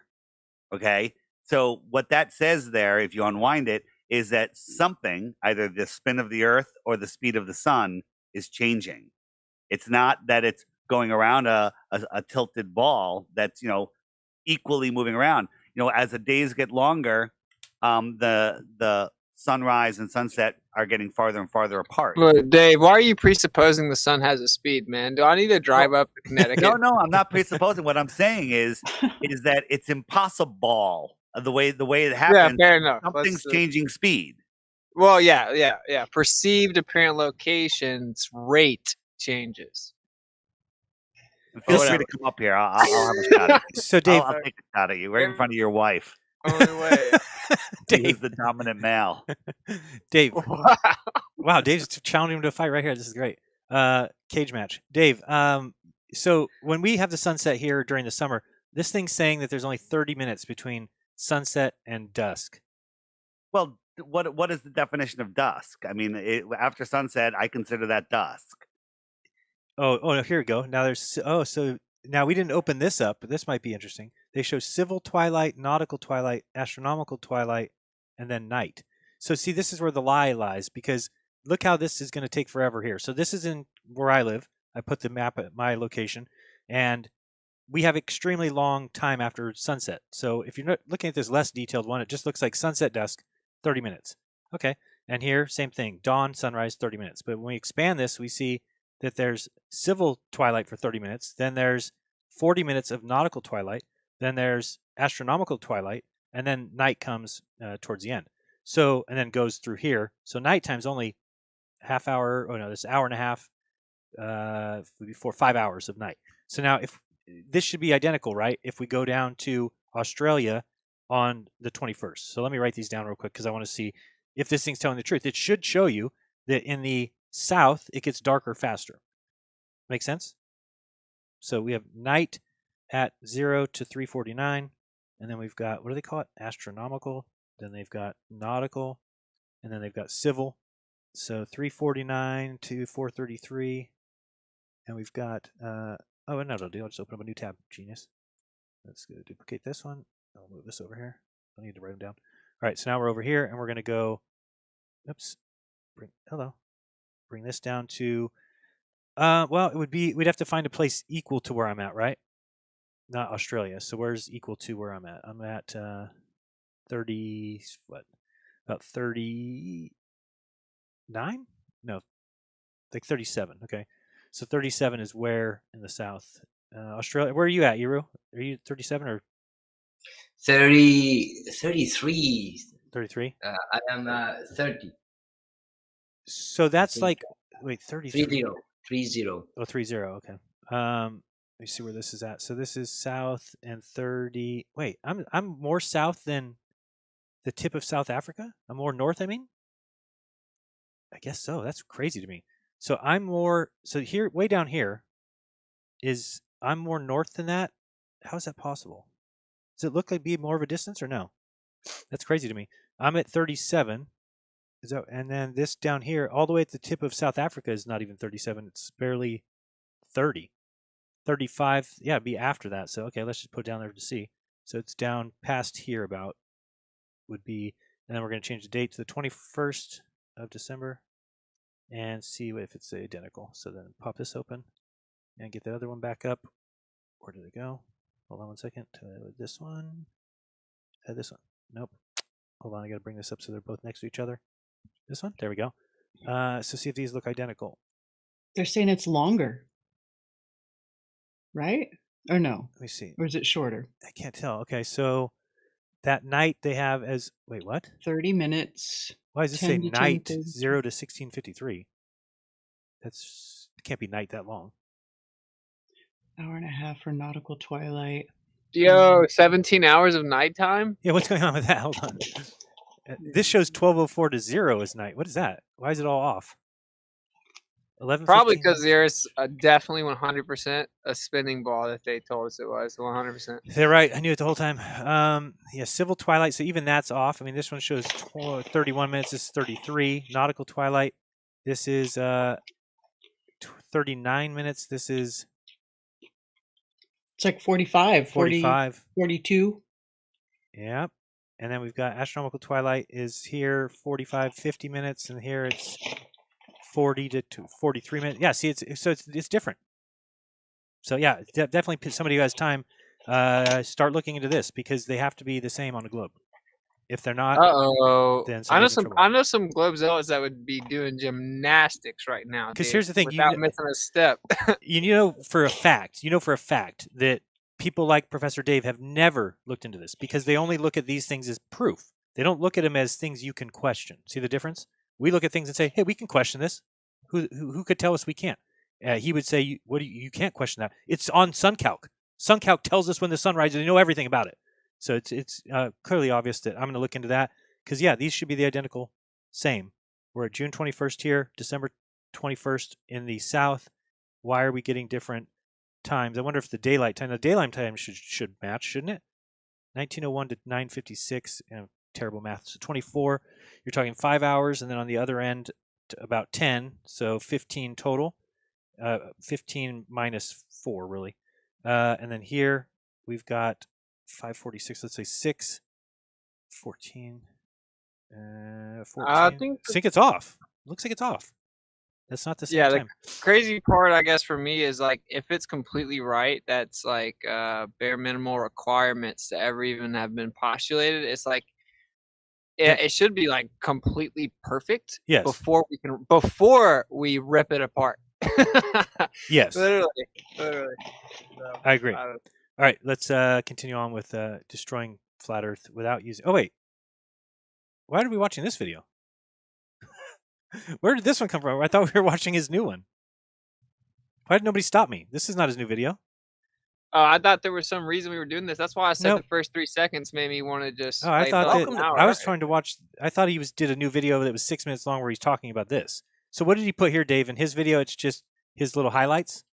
No, I think he put the whole video, right? I don't know. Is it like an hour? Any five right there. Yeah, it's like an hour. The gas for the flat. All right, we'll watch Doesn't from here. We'll go ahead and watch a little bit of this. It's horrible. It's horrible, but I think there's enough that we can bring up. And Iru hasn't heard it, and Iru likes to rip into people. And I know Austin knows what's up. Watch his face. Yeah, it's the first time I've Dave, actually you should- seen it. Damn, I should have talked to you, Dave. I should have said, like, tell him my boy Witsit reached out to you like over a year ago saying let's debate, and he said you were scared.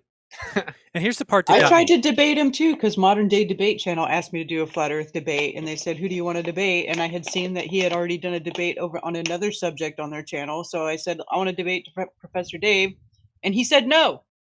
Yeah, of course he said no, but just Dave's too nice, man. Like, it's not that he beat you, like he's smarter than you or could beat you in a debate or anything. He just plays so dirty. It's like, Well, and guess what? It's so easy you would because have been down. So it's overall still a win, like big time win, like a class win. Well, here's the thing: any one of us could have done as good as he did by we have the entirety of science backing us. You don't even need to know shit. You just sit there and say, "You don't know about that." No, I don't understand that. Oh, don't you know about science? Don't you know? And the thing that got me the most was when he's talking about gravity and how it all works perfectly. And you're like, dude, how did people not realize this? Ladies and gentlemen, you do not know the size of Mars. You do not know its distance based off you seeing it in a telescope. You see that it's there. That's all you know. Everything else has been handed to you on a silver platter as if these guys 500 years ago, they could figure this all out. But today, nobody could figure it out. Guess what? You couldn't figure it out today because it's not possible to figure it out unless somebody gives you a model that works. And if you can plug into your little computer program, this planet goes around in this time, and this planet goes around in this time, and then you say, okay, plug in numbers till it works. Think about how you could change the mass of the planets to whatever it takes to get them to work how you want. And then you tell everybody that's the truth. Who has measured the weight of Jupiter? Nobody. It just fits in their model. Bro, his tactic was not to talk about the substance. Like, I don't even think I made it all the way through just because that dude's exhausting, bro. Like, Dave had to keep telling him, like, stop being a dick. All right. Stop interrupting. Tried too many It was times. so bad. It was He so bad. interrupted so much. He Yeah. never let Dave finish a thought or a sentence. And look at these 'Cause little guys. He's scared of Dave really driving his point home. So again, I consider it a win because anyone that watches it with some wisdom, they're like, you're obviously scared to let this guy complete his thought. Yeah, Like, I don't it think there's scares you. any flat earther that watches this and goes, "Oh, now I believe in a globe because this asshole says so." No, but there are some people that believe in the globe that would watch this and be like, "Wow, what is this? What I'm on this guy's team?" But these guys here, and which is most people that believe in the globe, are cucks. They are afraid of humiliation. They're afraid, so they just go along with whatever the thing to go along with is. So they think it's hilarious because they also don't think about these things and don't have time and just want to live life and be never thought of as being dumb. Flat So they earther. I'll call myself a real flat earther. Or has spoken direct with Professor Dave. Look at this as guy's he face. Normally does videos, that just go out and pretty much strawman us, whether you know it or not. Why or doesn't it say gaslight us, Professor Dave And then there's for- really no way to respond because. No, so you've never seen my channel ever and have no idea what I do because I No, make no, no, academic tutorials. Now look at these guys. Look at, they are beside themselves because he says, "So you've never seen my channel? You don't know I do things." Dude, that's what I'm saying. Like when I'm Dave I didn't even DM'd say him anything. back in the day. Yo, I DM'd back in the day. It's all he could think about. He's just like, "Here, I'm trying." He thought I was trying to use him to quote unquote propel my career. I'm like, buddy, Oh, buddy, boy. propel my career. Why would I talk about flares from the beginning? Then that doesn't even make any sense. What a like loser. he's on a different wavelength, bro. He just he's self-projecting that. Like basically, Dave came in cool, and that's a good plan. Yeah. So And I want to hear Dave again like because isn't this he's a total? like, how dare you not act like I'm awesome and like you're obsessed with me. It's like he totally strawmanned him too. I mean, let's pretty hear much again. strawman us, whether you know Oh, it or not. so he even or warns us. gaslight us. And then there's really no way to respond because. No, so you've never seen my channel ever and have no idea what He I didn't do. say 'cause that. I No, make no, no. academic He didn't tutorials. say He didn't that. say that. He just immediately said a straw man. Just immediate straw man. So these are their tactics where you just sit there and say, "Oh, so you say this, and then these guys look at him. This is how dumb they are. He just made an argument that doesn't make any sense, has nothing to do with what was being talked about, and these guys are basically having masturbation going on there. Yeah, Yeah, they're Cat not Williams. I have, really say Yeah, it all. just, but your flat Earth stuff is Mhm. is gaslighting us Is essentially. devastating and destroys flat Earth easily. Look at this. Absolutely. Look at this. So, Oh, it I was started. wondering- Big I was straw wondering- man. Oh, he says that they think the Earth is flat. What a You know straw what? man. I'm What? with you. Listen, I don't mean to come off that way. Would it be okay to look for some common ground? Can I just ask a couple of quick questions, Dave? You good with that? Whatever you want to do, man. Yeah, I'm just for to see if we have any common ground. Do you believe we went to the moon? Yeah. Okay. Do you believe that governments are here, especially the American government, for the people's well-being? It's a pretty complicated question. Okay, you don't have to answer it. That's fine. That's good. Do you believe that there's censorship going on YouTube? Yes.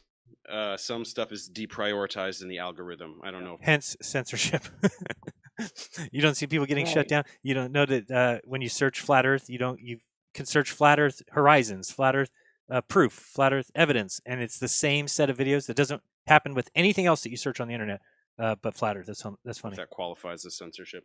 And is the Promoting your content, demoting anybody. Yeah, that's not news censorship. here to inform or to fill us with propaganda? The news is largely propaganda.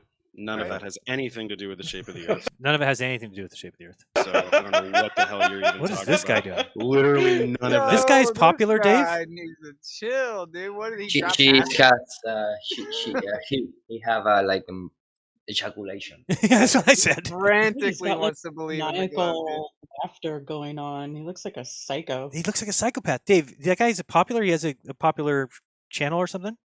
That dude, the Sean Atwood channel has like 600,000 plus subs. Why is this Right. guy I've never heard of him. I think tripping? he's just kissing ass to Professor Dave, douchebag, because he just wants more subs. Yeah, That's all it is. They're that's just all it going to let him is. do whatever. Yeah, it's so pathetic. It's just so obvious. Let's continue. That has to But do with we it. won't watch the whole thing. I know everybody's probably thinking, don't watch all the. We're just gonna get through some of it.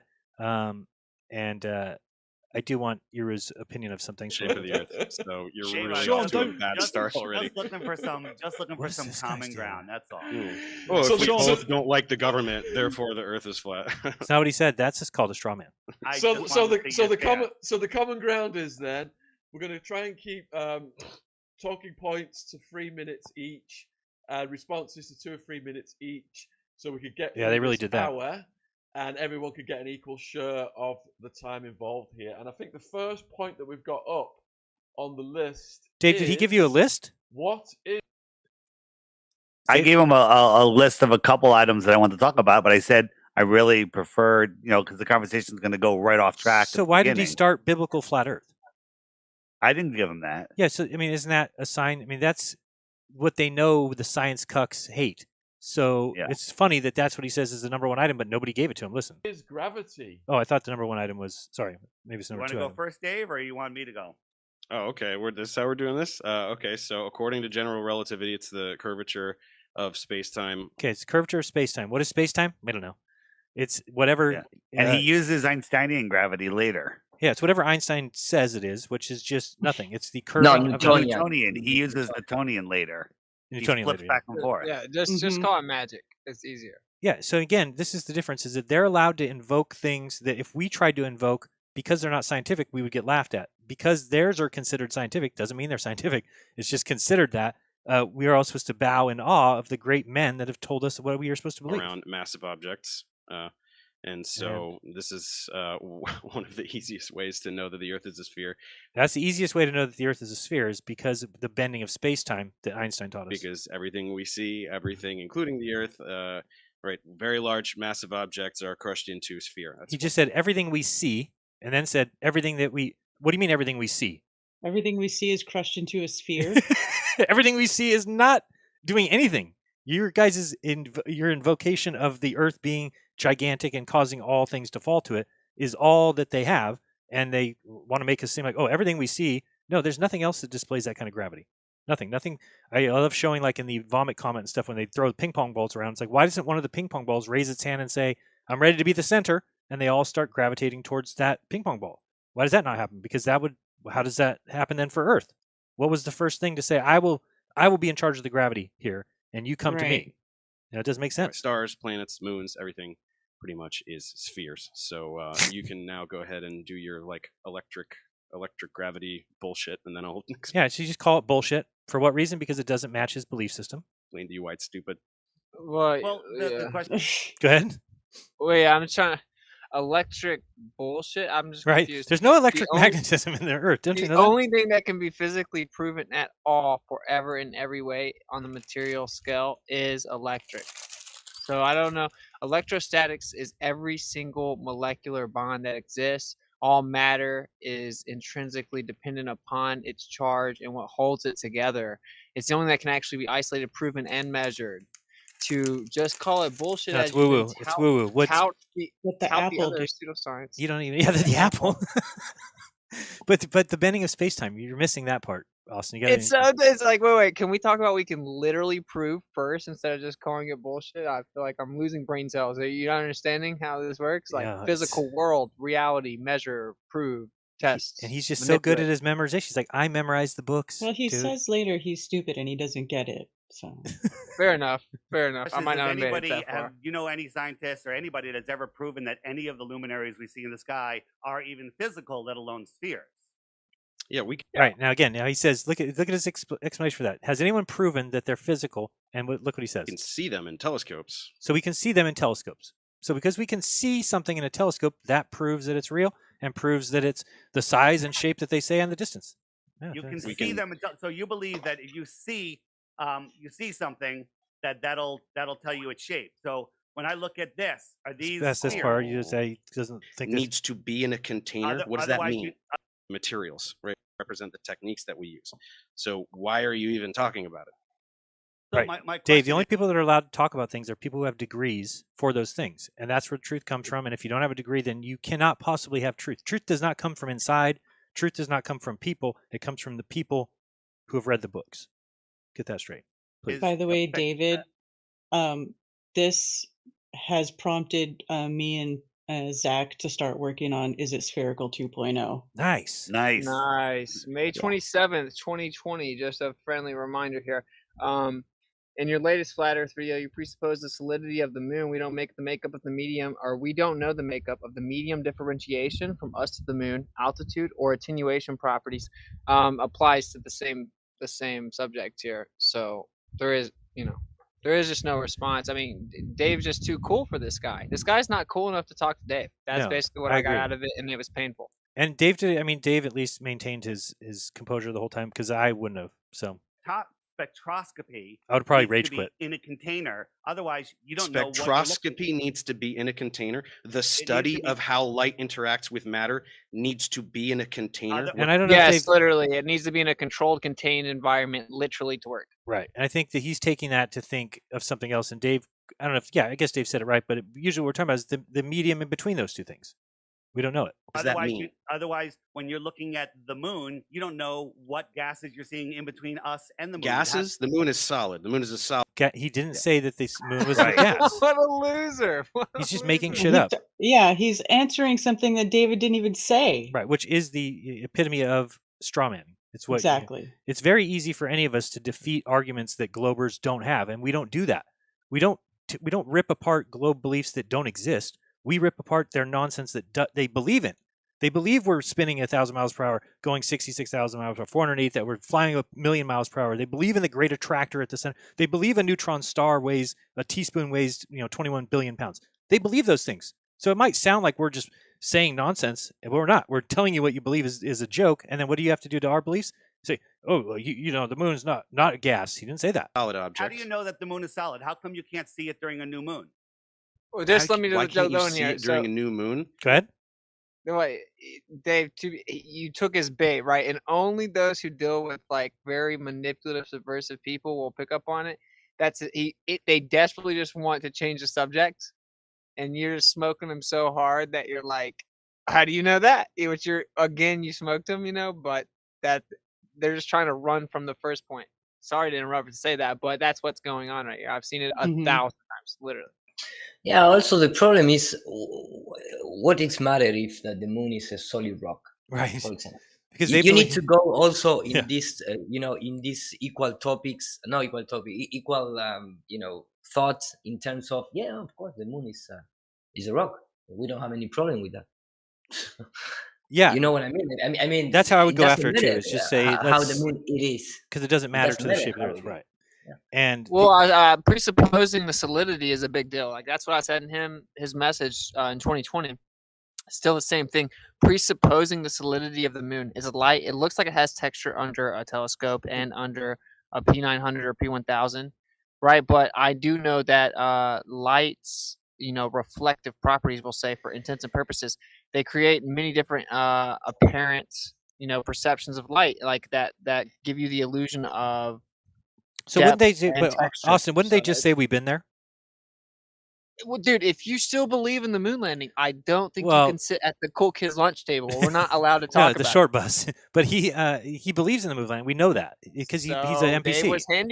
Dave was handicapped. Like, okay, man, I think that you need to stop chugging fluoride. Yeah, Dave. What would have been funny is if you said first, let's get on the same page. Do you believe in the moon landings? And if he said yes, say I gotta go and leave. That's I thought about that. That would have been great. Said, well, there's no hope for you then. Yeah, that would have been no discernment whatsoever. Let's do that. Let's all do that. Let's all get into debates with these guys, and then we'll get there. We'll get ready. We'll get warmed up. Get all the fans going, and then ask them if they believe in the moon, and then leave.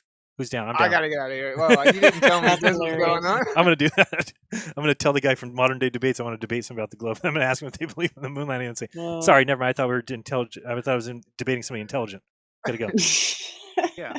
Because do you understand how vision works? Do you understand how vision works? Yeah, vision destroys the globe Earth. Do you understand how vision works? I mean, the debate tactics are hilarious. Just to go there and just say things like, right. In a new moon, what's happening in a new moon? The light from the sun is illuminating the side away from us. So, right, light illuminates the things that it hits. So a new moon is when the side that the sun is illuminating is the other side away from us. What do you? And then Dave talks about the Earth shine. No telescope, no from any position. We're going to skip past this a little little bit. When you're throwing out words like spectroscopy, what's the difference between spectroscopy and astrospectroscopy? What do you mean astro? So astro is a prefix that means stars. So if that's even a word, it's spectroscopy pertaining to stars. What are you Googling stuff furiously over there? I'm just asking you. I've taken a few notes. I figured out. I watched a few of your videos. I know the straw manning that you're going to try to do and the things that you're going to try to claim. And in reality, By the way, I got to do a show with Made by Jim Bob. I never talked to him. Dave, you ever talked to him? No. Hey, he does good work. Infrared camera, a regular camera from the space station. They should be able to see the sun, the moon, either approaching the what's sun. the type of telescope that it put the disc in front of the sun so you can see the corona? It's like it's Soho. like Soho telescope. Yeah, it simulates an eclipse, so you can actually examine the thing that we call the corona. So I'm like, well, during a total eclipse, if you block out the ring of fire, you should be able to see the moon because it's not blinding you. He says that little ring of fire is blinding you. No telescope, infrared or whatever can see it. It's nonsense. Totally. All right, let's continue. Eclipse the sun completely or exit the sun, and nobody has ever seen it. So again, why are we looking up in the sky? Yeah, I just explained. I just answered your question. You just answered it again. You asked a question that I just answered. What was it? The sun is very bright, right? Oh, way brighter than Earth shine.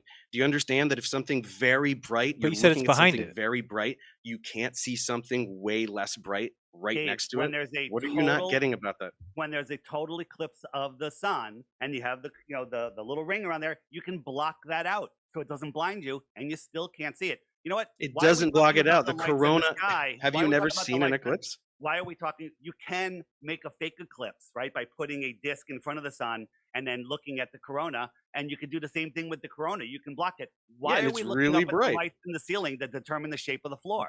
Because it works really well. Yeah. It's the easiest way to figure out the shape of the Earth is by looking at the celestial object. What Wow. a Yeah. moron, Wow. dude. The easiest way to tell where you are is by looking where you're not. So, dude, but the easiest way to tell what the floor is to avoid the floor. Which literally works in no other situation but the Earth. No other Insane. situation would you ever look at the sky or look in your house, look at the sky. Does the ceiling tell you what the shape of the floor is? No. When you're, in a gymnasium, does the ceiling tell you? No. Do the lights in this gymnasium tell you? No. In a baseball stadium, in an arena, wherever you go, you cannot look at the sky above you and decide where you're standing. But it's the easiest way. Objects in the sky and recording their motion. One It's second. very, very. So now he believes that these guys back in the day, they sat there with these their notebooks and they kept everything and kept track of everything. The stories are such jokes that all you need to do is look into one of them, look into Cavendish, then look into where they discovered how they estimated that Venus is the same size of Earth. How in the world would somebody 300 years ago, 400 years ago, whatever, look up in the sky and say Venus, that little star, probably the same size of Earth? And then be right. I mean, come on. These are fantastical storybook tales that have been told to you like your children, and you believe them. The apple that falls on Newton's head. How about these other ones where they say, "Oh, we realized that the speed of light, by looking at the moons of Jupiter and measuring the time that it took to see them from two different locations on Earth." Guess what? They're talking about a time period where we had pendulums as clocks. So these guys were hanging weights on strings, swinging them. They sent one guy with a weight and a string down to 4,000 miles away from another guy, and then they were able to calculate the minute little fraction of a second with swinging pendulum clocks. Get out of town. Get the hell out. Very easy. 1 second. Ash has said we've got to move on to the next talking point, which is Look at this guy. space is not as depicted, displayed in media, movies, etc.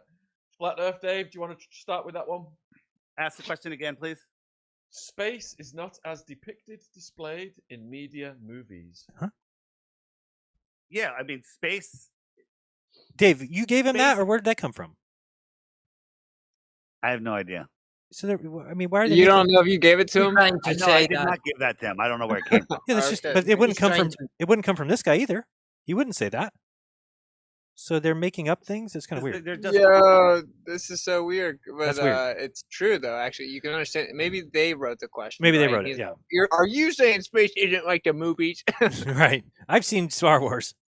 giving us Oh. images of insanity in space. Like when they show us nebulas, right? They show us this and they tell us this is where stars are born. Yeah, look at is this where guy. He loves there's it. Look at. Yep. gas Of course, and man told me dust, that. so much of it that it's creating stars and spitting them out like ping pong balls. Look at him. Where Yep. they go run away and they park themselves in the rest of the galaxy. This Right. gas and dust in space, in a vacuum, in zero pressure, how does that work? How come this doesn't collapse in on itself? This is just a It does. fantasy That's how painting. stars are born. Yeah, They so- do collapse. Oh. Yeah, It's so- how This is after stars the form. stars are here. Dave, This in is your after they're world, here, buddy. This is Yeah. The stars born, Born. not being created. It's born. And after they're quote unquote The other- born. yeah. I love that nothing can be Born. created or destroyed except for everything that was created. Nothing can be created or destroyed with our model, but everything that was created and came from nothing. Wait. What do they think's going on? I'm confused. Like, do they think that this is like a slow motion version of an explosion or implosion? Is that what they think they're seeing? They think they're seeing back in time slow motion explosions, I think they think it's high speed explosions. To be honest with you, I don't even know if they but go through the vacuumness of nothingness that can exist. you Yes, know? and they see back in time. I mean, this is how much credit we've given these guys, ladies and gentlemen. If you believe in science, then you believe that men can see back in time now, just by looking through their little tube that they made with some curved glass. Very impressive. masses are collapsing upon themselves and then Yeah. igniting themselves in a vacuum, in a vacuum, and Yeah. then they This burn is for no, billions stop, and stop. trillions of years. Look, I know that you want to just spew your script without anybody It's challenging. not but a you script. He's spewing your belief. say so many I have no stupid things, script, David. and I'm here to tell They you why are everything you're saying is stupid. stupid. So when you say stars igniting in a vacuum, Yes. the reason that's confusing for you is that you think stars are little bonfires. No, he doesn't. No, I Because don't. you're a moron. Because No, you don't you- understand nuclear fusion. you think that Nuclear the- fusion. Because you don't understand nuclear. He understands nuclear Dude, that fusion, though. dude would get jawed where I'm from. I don't know who he's talking to like that. This dude has to stay in his room like all the time. That's why I made his joke about his girlfriend. Nuclear fusion. You don't understand, Dave. Nuclear fusion. I would have gone back to him and said, "Please explain it to me. Please explain it to me." Let's hear, Dave. Let me get it to you so you understand. Nuclear fusion reactions power the sun and other stars. In a fusion reaction, two light nuclei merge to form a heavier nucleus. This process releases energy because of the total mass of the resulting single nucleus is less than the mass of the original two nuclei. The leftover mass becomes that energy. Okay, you got it now. Yeah, they just like reading release the energy. They're squirt boys. Right. So Dave immediately said. Dump Dave the energy out. immediately said, "No, I don't." And then he still proceeded to say, "Because you're a moron." Like, you Right. know, It's and then I've heard it when we were listening to Aaron Robb. Karen remembers this just the other day. He's like, "I don't care if you're not science literate. It's okay with me. Not everybody learned science. Some people went to school for being an auto mechanic. So, but then he sits here and calls Dave a moron for not. But and in another show, he's like, "It's okay. I don't have a problem with people. Oh, but now you're going to call people morons because they don't understand nuclear fusion." It's so funny that, and you know why he thinks he understands it? Because he reads what I just read and says, "Okay, there's the answer." That's why. That's all it takes. That's to be science. I just go, what I just read, I just need to go, yeah, Dave, see, it's when you have two nuclei, they go into one, and because the one has less power than the other one, that the leftover power is what's called energy. And yeah, you just invoke magic and then make up a story of what he thinks that it's a bonfire, and that makes you right. And anybody who thinks E equals MC squared, I refuse to talk to that person anyway. That's it's just dumb. Plus, if you've been paying attention to anything going on with the science people who look at the sun in the past few years, even they can't decide what it is. No. Even though they still think they live on a ball in space, but even they can't agree on what the sun is. I have to bring this up a lot because it's one of the funnier things I've ever heard. Somebody asked Lawrence Krauss once, "What's your best argument against the Earth being 6,000 years old?" They said, "I have some friends that are religious and they think the Earth's 6,000 years old. Please tell me your best evidence." He's like, my best evidence. Oh, he's like, oh. He's like, gets excited. I have a good one. My best evidence, clearly, that the Earth is not 6,000 years old, is that it takes light 1,000,000 years to get from the middle of the sun to the edge of the sun, and we couldn't possibly know that if the Earth is only 6,000 years old. The funniest thing I've ever heard. That's incredible. That's like scripted good. That takes some stupidity. Process by which stars glow. See, that's the process, Dave, by which stars glow. Okay? They are nuclear fusion is the process. And if you don't understand it, then don't talk to me. Not little They have fireballs. sex and they're born. You could learn that. When did he say little fireballs?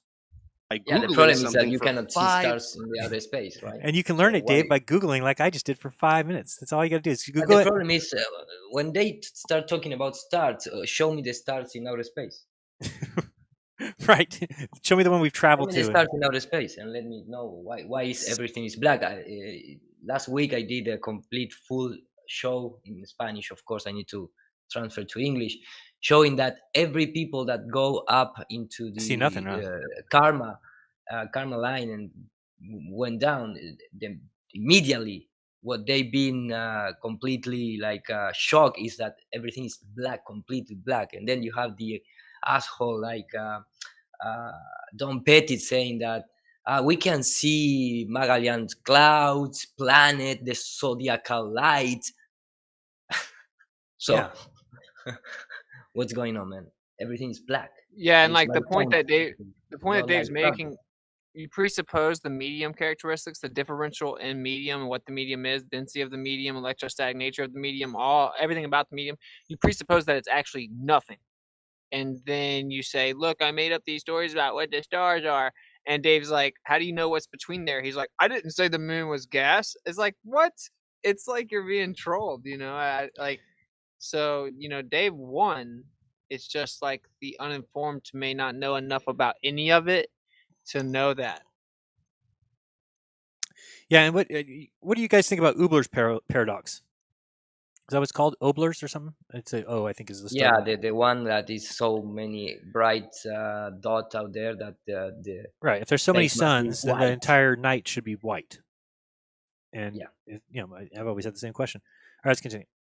Seconds, but you don't do it. So Dave, See what he's saying? You don't do what I did, Dave. You don't just go to Google and get your answers. Why do you try and come up with things on your own? Google gives you the answers, you memorize them, and then you get to have this smug look on your face. you believe that all the rocky bits turn into perfect balls, and then all of the gases somehow start getting gravity, and they start pulling it together, and they get Start getting gravity, dipshit. It's exactly what he said. Where do they start getting gravity? How does Jupiter start assembling all the gas around it? How do gases congeal in a vacuum? Because every time you put gas in a vacuum down here, it expands. Right. So explain that to us. The problem is that the human beings, when they get born, they born with sign. How you say? Yeah, sign. Yeah, and of course, the matter born with gravity is a given. Yeah, but then why the ping pong balls when released on the vomit comet? Why do they not? Which one is going to stand up and say, "I will be the center"? That's the question Dave's asking. Getting gravity? What do you mean? Start getting gravity? What do you mean? You don't understand that? How could you be that dumb? How do they grow into stars? How come the dust is accumulating? What's bringing it together? Somebody Gravity. pushes it up like a snowball. So Gravity. So they get something, and it's a tiny bit of gravity pulls in some more dust. It pulls in not dust, it pulls in gases, and somehow it's pulling all of these gases together and turning into a nuclear furnace that burns for billions of years. Right. I'm sorry, that doesn't make any sense. And if you Okay, want to believe that, that's the world. so centuries of brilliant astronomers. See what he thinks? He's worshiping these men. He would get on his knees in an instant for Newton. Centuries of Newton and Galileo. They've been doing all this work for us, and you're going to go and spit in their face. Versus, nuh-uh. Is that? Yeah, that's fine. You know what? That is okay to do. If centuries of people have been lying to you, it's okay to go, It's okay to say that. It's how I believe. Well, no, if there's actually no empirical, scientific, repeatable evidence for your claim, then it's able to do that. If it's actually, given or proposed, void of evidence, can be dismissed as such. So I don't know. Wherever are there gases that go towards each other and don't expand infinitely? In space, don't you know what Galileo said and centuries of scientists before you? You can't talk about those things. It's so easy to be this guy that it's an utter joke. Right? Let's continue. That really all you have is the entire field of astronomy, and you going. What you didn't do. This guy just likes acting like that, I guess. That's Why I don't does like Mike it. so That's much dumb. louder, I'm dumb and though? I don't get it. So astronomy is wrong. That's literally your argument against astronomy right now. You never met these men. You don't know anything about these men other than the stories that the controllers of this world tell you. You know they wrote books, right? Yeah, and you can tell. Yeah, they wrote books just like Aristophanes wrote books. Oh, we don't have any of them. And all these guys that wrote books that have been copied and now have been proven fakes. And we've got all these pseudo Aristotle and pseudo Plato because they're fake people who wrote fake books, probably in the 1600s, 1700s. And yet this guy can't even fathom that because he's been told Galileo wrote this book or Newton wrote this book, and he worships those men. So, Dave, what you're doing is you're spitting in the face of God. You can't do that. You can't spit in the face of his God. His God wrote a book. At the least, priests of God. Yes, priest of God. Yes. You know they wrote books that we can read, and then we base astronomy on that. And right. You don't read. We base astronomy on the books that were written 400 years ago. Now, with all of our great technology, we base astronomy on the books written 400 years ago when they didn't have a telescope. Makes sense. Makes sense. Do astronomy every day, right? Dave, try not to interrupt. Aristophanes figured out the shadow. Eratosthenes. What difference does that make? He had to immediately interrupt. What difference does it couldn't make? help it. What difference does it make? What difference does it make the pronunciation of some guy who supposedly lived 275? Because that's his dad, 2000 bro. years? You don't call my dad out of his name. He was so brilliant. He's so brilliant. Diameter, the circumference of the Earth with his sticks and shadows. But nobody in that area that came out of that, other mathematicians, never wrote any books about him. They ignored him. They just never mentioned it. And then all of a sudden it shows up in the 1900s in books that go into the that's education not true. system. I mean, if you're just going to lie, then we can just play the lie game. And Dave, that's what you.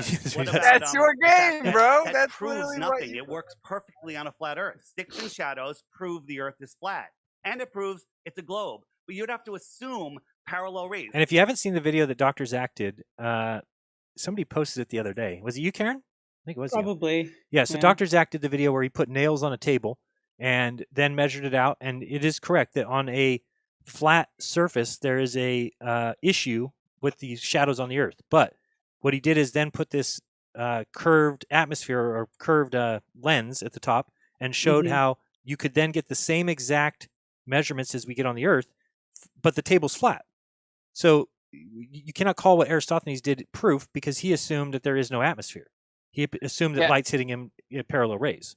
And he said Dave's just lying, and he jumped to the 1900 thing. I don't know about that. Yeah, I don't know about that, Dave. specific You keep saying that. I'm not sure. I don't know where you got that information, but the main point is Herodotus is somebody who was after him, was the librarian of Alexandria, wrote a ton of books, never mentioned Eratosthenes. So that's a problem, because it's like going to North Carolina and then going on to play for the Bulls and then writing a book about your life story and not mentioning Michael Jordan. Just wouldn't happen. Exactly. It's In impossible. addition, there's like literally no primary documentation that exists No. whatsoever. Like there's nothing that's Zero. even claimed to be that dude saying he did it. You know. Yeah, if you go to, I mean, just tell them to go to I mean, make sure you pronounce it right, because otherwise then you can't be talking about it. Eratosthenes. Okay, you happy now?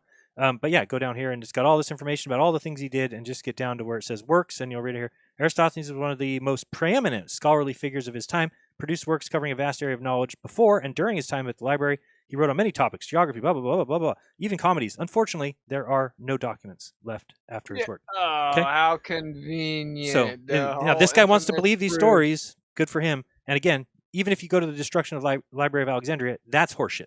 Okay, there's no way. We've talked about it recently.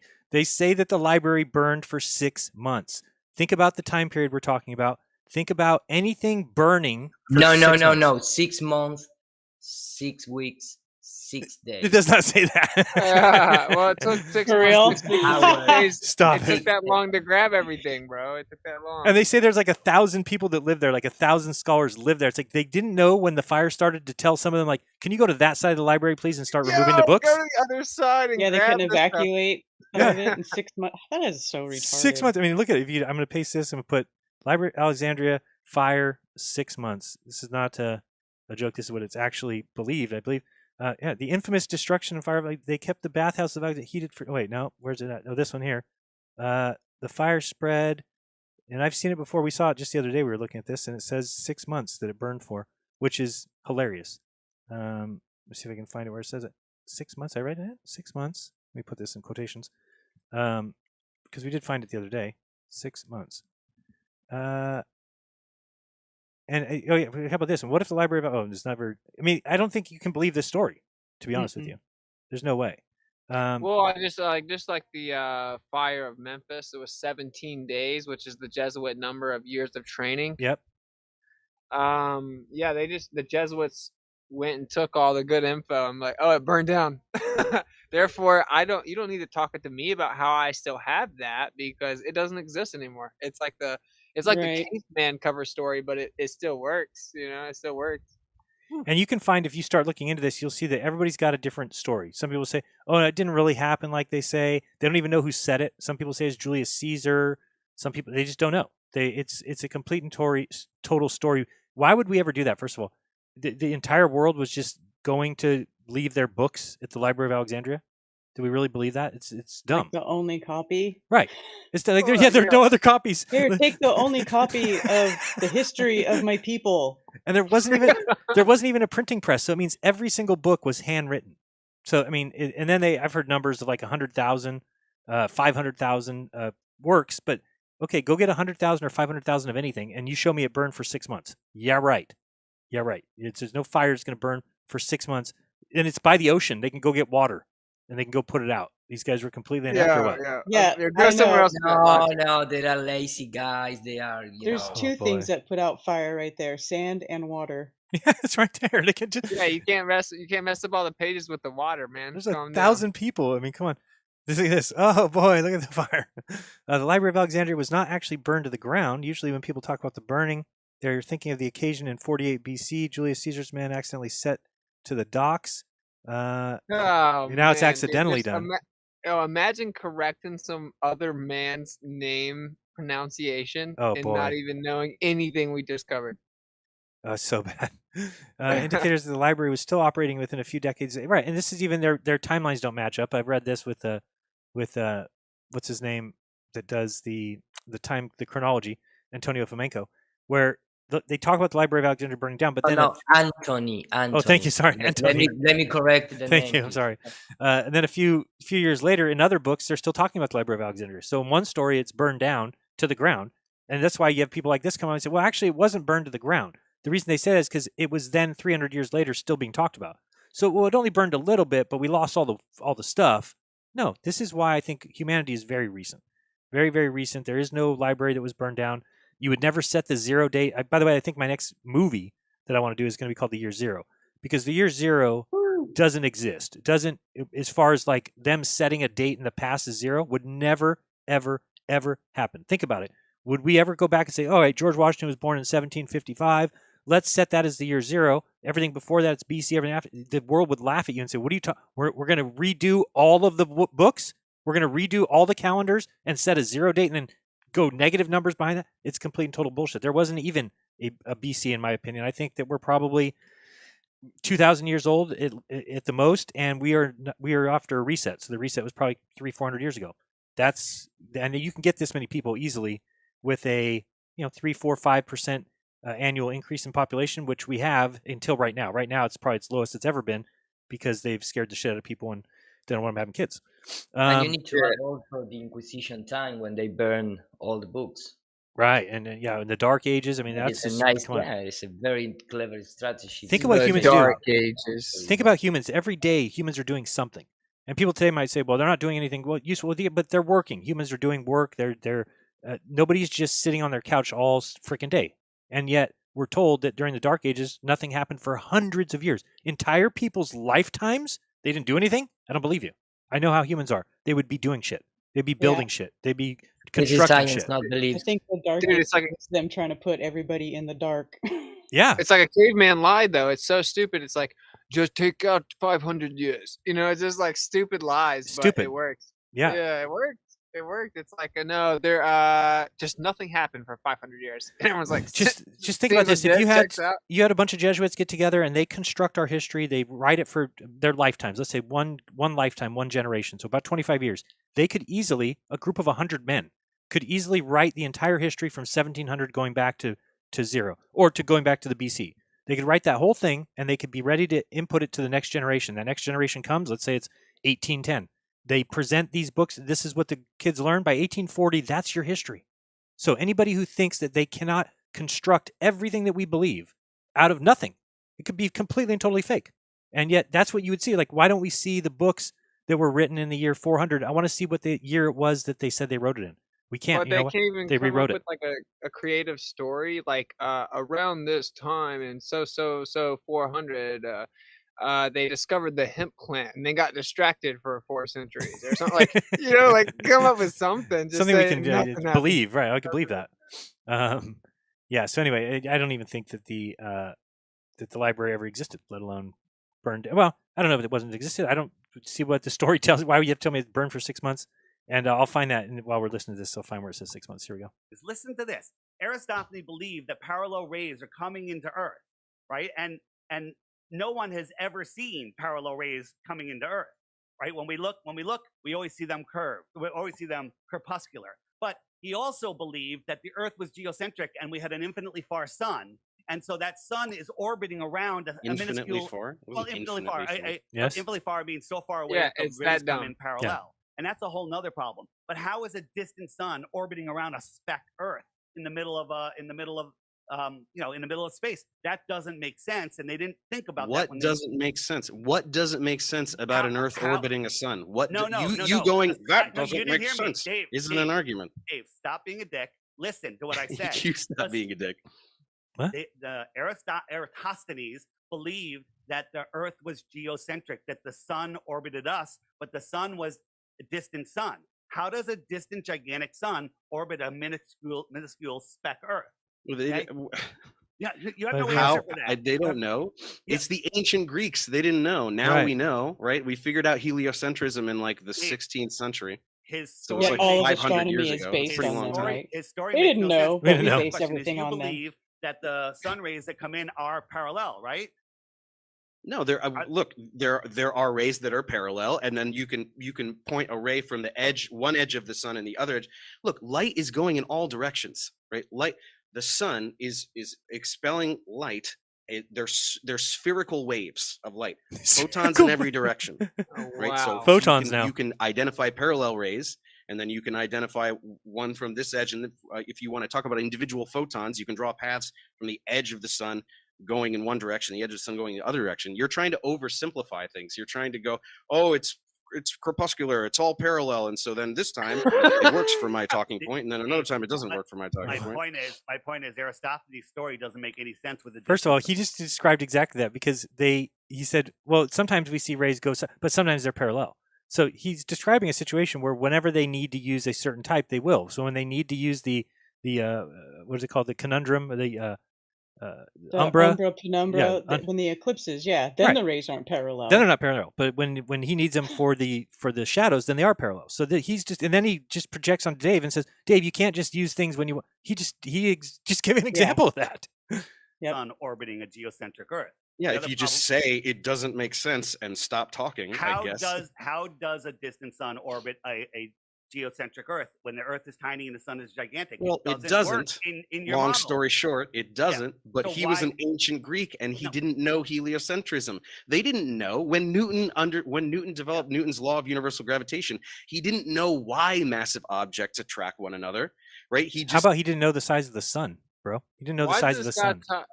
This guy top left so lame. This guy is the biggest joke I've ever seen. Bro. I would never watch that my guy's podcast ever just because how he's acting. Said this is what happens, and I have this equation, and we use Newton's equations to do all these incredible calculations that predict the motion of objects on Earth and in space. He didn't know what gravity was. Einstein. And you cannot use Newton's equations to predict the motion of things in space. That's why they have dark energy and dark matter. So he's just and he's that's just where making up relativity things. first began, as trying to explain the discrepancy within. Right. So Again, he's just making up things, but let's go on. Einstein gave a better explanation, the curvature of space-time. Oh yeah, the better explanation is the one. Why is that? Because it stopped working. The other one, but because it's the curvature of space-time, right? Warped around massive objects. We're probably going to get a better model later. Just that we don't know why things happen doesn't mean we can't do science at predictive power. So as it turns out, Eratosthenes and Ptolemy, the Ptolemaic model, was wrong. Heliocentric model is correct. See how it works? That science is always wrong, and then it's right. But then when we change it in the future, and now it's right again, then this one becomes wrong. So it's just the Neil deGrasse Tyson. We'll call that the paradox of Neil deGrasse Tyson. The dumbest statement can ever be said is that science is true whether or not you believe in it. Science has never been true in the history of the world, ever. Not one time, because every time something happens, it changes. So you can't say science is true whether or not you believe in it. It's the actual opposite of that. Science is not true whether or not you believe that it is true. So he says the opposite works. It doesn't matter that they didn't know that part, or that they didn't know why something happens. Do you not understand how science works? Oh boy, that's what if science he is. was wrong, and we're heliocentric. Do you think his experiment proved your globe? Yeah, it did. Oh boy. All of those experiments proved the globe. It just didn't have anything to do with heliocentrism. It proved the Earth is a sphere. Absolutely not, because with a local sun in like the flat Earth is, we have no shadow here, and we have a shadow here, and then you could do your math and figure out what the sphericity of this flat plane is, right? Okay. So for that to work, how close is the sun? Why does he say it like that? I mean, look at him. What a joke. What difference does it make? A small local sun would work, and they put it about 3,000 miles when you do the calculations. But that same thing is true in your model. That if you try and measure the distance to the sun, you also can't do it, or it would come up the same as the moon anyway. What's the difference? They're the same size in the sky.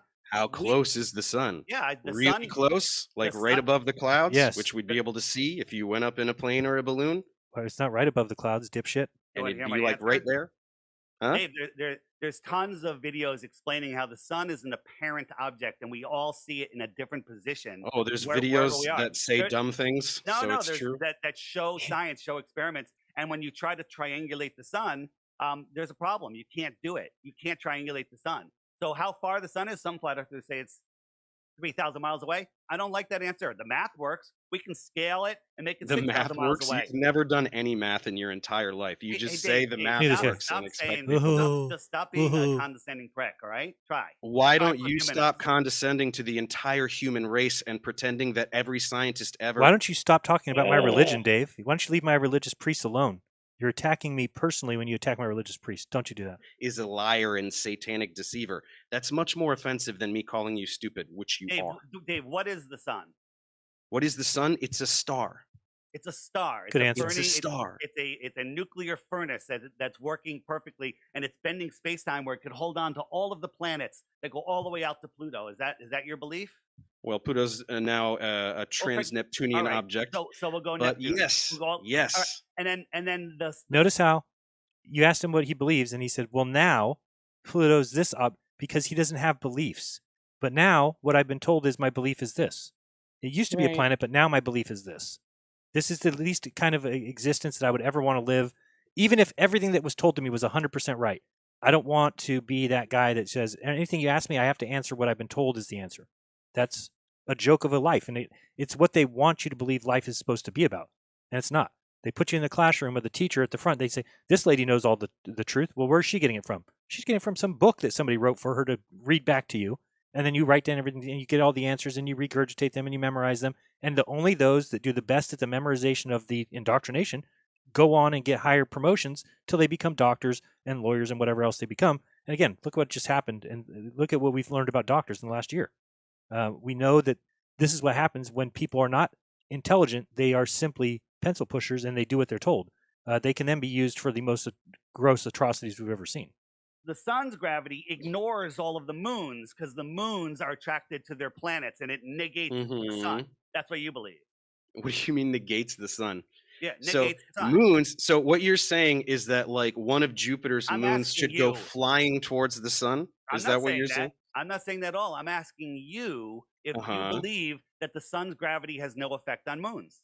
Yeah, it had. You can calculate. You can see. This is what real scientists Okay, and listen to people this. who understand science. Okay, real scientists and people who understand Yeah. science. Okay, now we're going to Right. learn. This is our training, guys. We're going to learn what real scientists and people who know science do. Let's hear it. Can do calculations. Okay, they can do calculations. Okay, so we can look up in the sky. We see Mars. I see it. I see Jupiter. All right, great. Now I'm going to do calculations. Okay, so I'm going to need some facts and figures though, because I can't do calculations because I can see them through the telescope. I get it, but now he'll tell me how I can do it. So instead of you going, I don't believe it, what you could do is you could take Newton's law of universal gravitation. Okay, so we can take this formula that Newton came up with. Great, so far. That's been thrown away. Okay. And take a moon, whatever moon. Okay, take any moon. So I'll take a moon of Saturn. All If right. you want to talk about our moon or Sure, one of any moon. Mars's or one of Yeah, Jupiter's let's or do whatever, Mars moon. and you could calculate Wait, calculate what? a number that is the gravitational attraction between the sun and whatever moon. How? You would have to know, number 1, the mass of the sun. Number 2, the distance of the sun. Number 3, the mass of the moon. Number 4, the mass of the planet that's around. Guess what? We don't have that shit, bro. You guys believe what you've been told, and then you plug in the numbers. You're like, look at the formula works out. Yeah, you think so? Wow, I'm shocked. Not just that, but with the same numbers and calculation, we must be hot tide in lakes. Right. So yeah. Where's the tides what in the they lake? just say? They just say spectroscopy. We try to make it work with our theoretical application of distribution of mass. I mean, this is the laughable part that I don't understand how these guys are so dumb that they can't see that. How do you know the mass of Mars? How do you know the mass of Jupiter? How do you know the mass of Neptune? How do you know? They have that stupid story too that, when they discovered the mass, or they discovered, I don't know if it's Pluto or Neptune or one of them, that they were looking at this guy and they said, something's not working out. The numbers just aren't crunching right. There's a perturbation over here that we can't figure out. And then somebody said, well, there must be a planet there. And then they looked up in the sky and they found the planet. That is the biggest laughable joke of all time. Why wouldn't you first assume that you were wrong about the math? the math, Jeran. The math works. Well, why wouldn't you first look at like Jupiter and say, I bet you Jupiter's bigger than we think. I bet you Jupiter's smaller than we think. I bet you Jupiter's got more mass. No, you would think we're missing a planet in this spot. Give me a break. It's the dumbest story, and why we would ever believe it, I don't know. You're talking about. And then you could do the same thing for the moon and its parent planet. Right. And he's making it sound so matter of fact, but he forgets about the fact that nobody on Earth could ever come up with the mass of Jupiter or the mass of Mars. That's what you would need to do these calculations. He's talking about people who know science. No, people who know science have been given the answers, and they repeat them to us, and we're supposed to be in awe. Great. You are talking And about the math. Volcano. Yes. And the math doesn't work, by the way, there, Professor Clown Show. It's off by 10 to 120 zeros. Bare minimum assessment. The biggest mismatch in the history of science and observation ever. Imagine that. You literally don't have an equation. even on the local scale, which is why he's invoking Newtonian. And what the Glober will tell you is you can use Newtonian for most intents and purposes until you get real intricate in the outer space paradigm fairy tale, right? But it's really all kinds of things that are wrong with Newtonian and theory of relativity, but they literally don't have an equation for the three-body problem, much less extend it out. So it's like, why are you talking about math so much? It literally disproves you. Right. And it's like, it's totally a presupposition. He's presupposing the mass of every single object in the sky, the distance of every single object in the sky, and the gravitational pull of these objects. Again, we don't know those things. So what they've done, I always talk about leaving cookie crumbs for children at Christmas. This is what science has done. They've left you cookie crumbs that they think that you'll go pick up, put together, and go like, oh yeah, science is right. Santa was here last night. But you have to be smarter than that. You have to say, look, there's other reasons. There's cookie crumbs here on Christmas morning. Maybe my parents munched on these cookies. Maybe there's other things that can happen. You have to update your worldview constantly. Like they used to say that Polaris was 434 light years away, and now they say it's 323 light years away. That's a 30% change. Right. So guess how you make that work. 100 light years off. And then what do you have to do to make that work? You just change the mass of it. Change the mass, or what? Yeah, like you just bring it closer and change the mass relative to it, or the distribution of mass relative to the luminosity of the matter. Blah blah blah blah blah.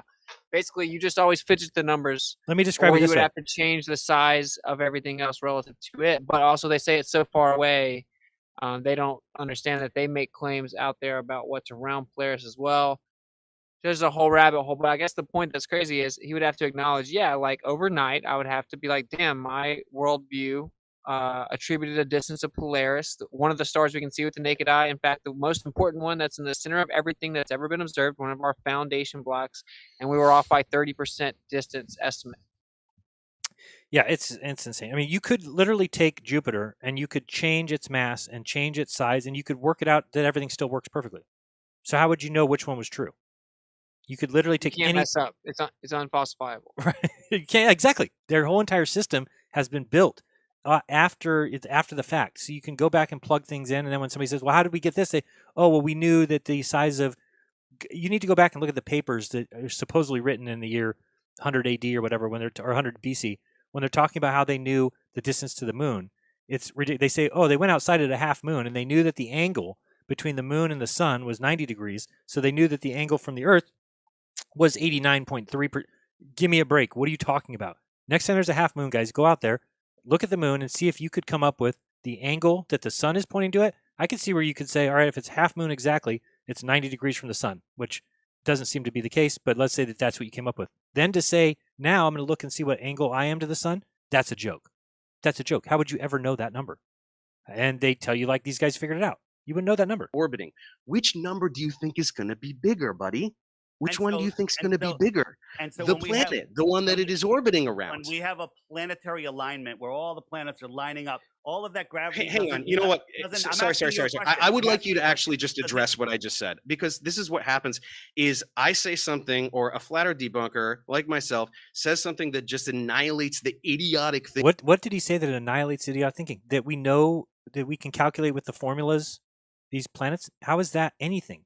I don't understand how nobody is this dumb.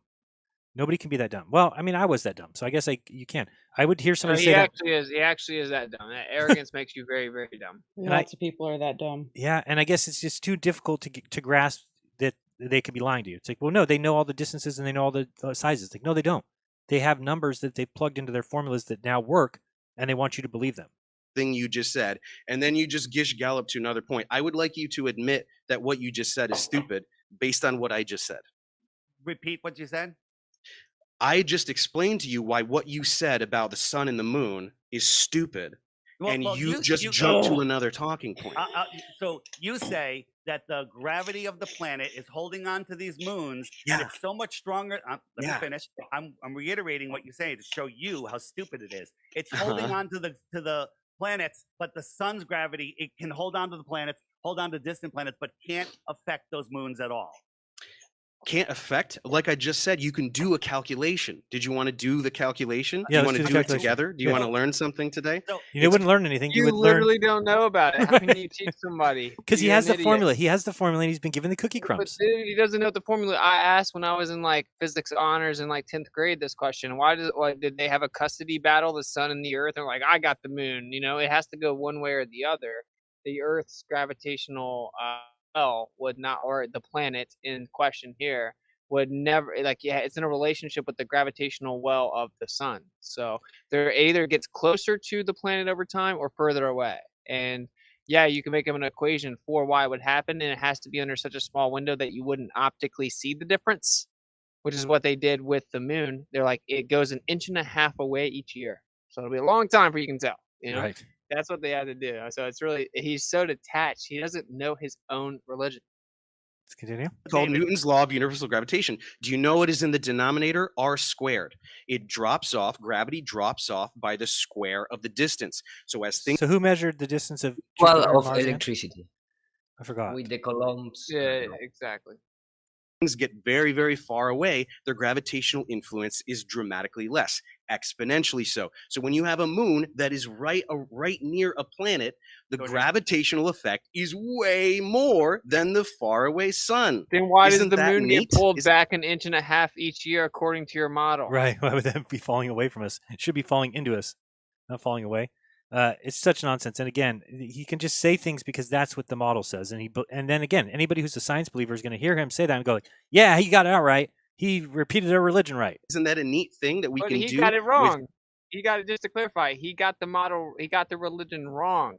He hasn't remembered what Genesis says yet. He's just telling us it's real. It says that the moon goes away. The gravity Right. well of the sun has a greater net impact via force than the gravity well of the earth on the moon. That's what your religion says. It just goes 1.5 inches away each year. So when it's 238,000 miles away, and then the sun is coincidentally 400 times the distance of that, but coincidentally exactly by cosmic chance of 400 times the diameter of that, well, okay, that's a very minute change. You would never see it. Recordable history would never see it. So it's just an unfalsifiable, stupid lie, and you got it backwards because it goes away from the earth in the model. So you're dumb. Imagine that we grew up and then there was some religion out there that was saying that the sun was 867,000 miles wide. We would have all laughed at the religion. Like, what? Nice religion you got there, bro. How did you prove that? Well, see, we just believe it. with Blah, blah, math blah. and numbers that are real things that Math and numbers are not real things. I hate to tell you, a number is a concept. It's a description. It's not a real thing. Show me 3. Sorry, you can't show me 3. You can show me 3 apples. You can show me 3 bananas, but that's because you're showing me apples and bananas. 3 is not a real thing. scientists do Math is instead of reality. Phew, boy, these guys If do you believe have 3 bananas and I take away 5, you have -2 bananas. that. Yes. And I'll show you my -2 bananas. just going, it doesn't make sense, so that's dumb.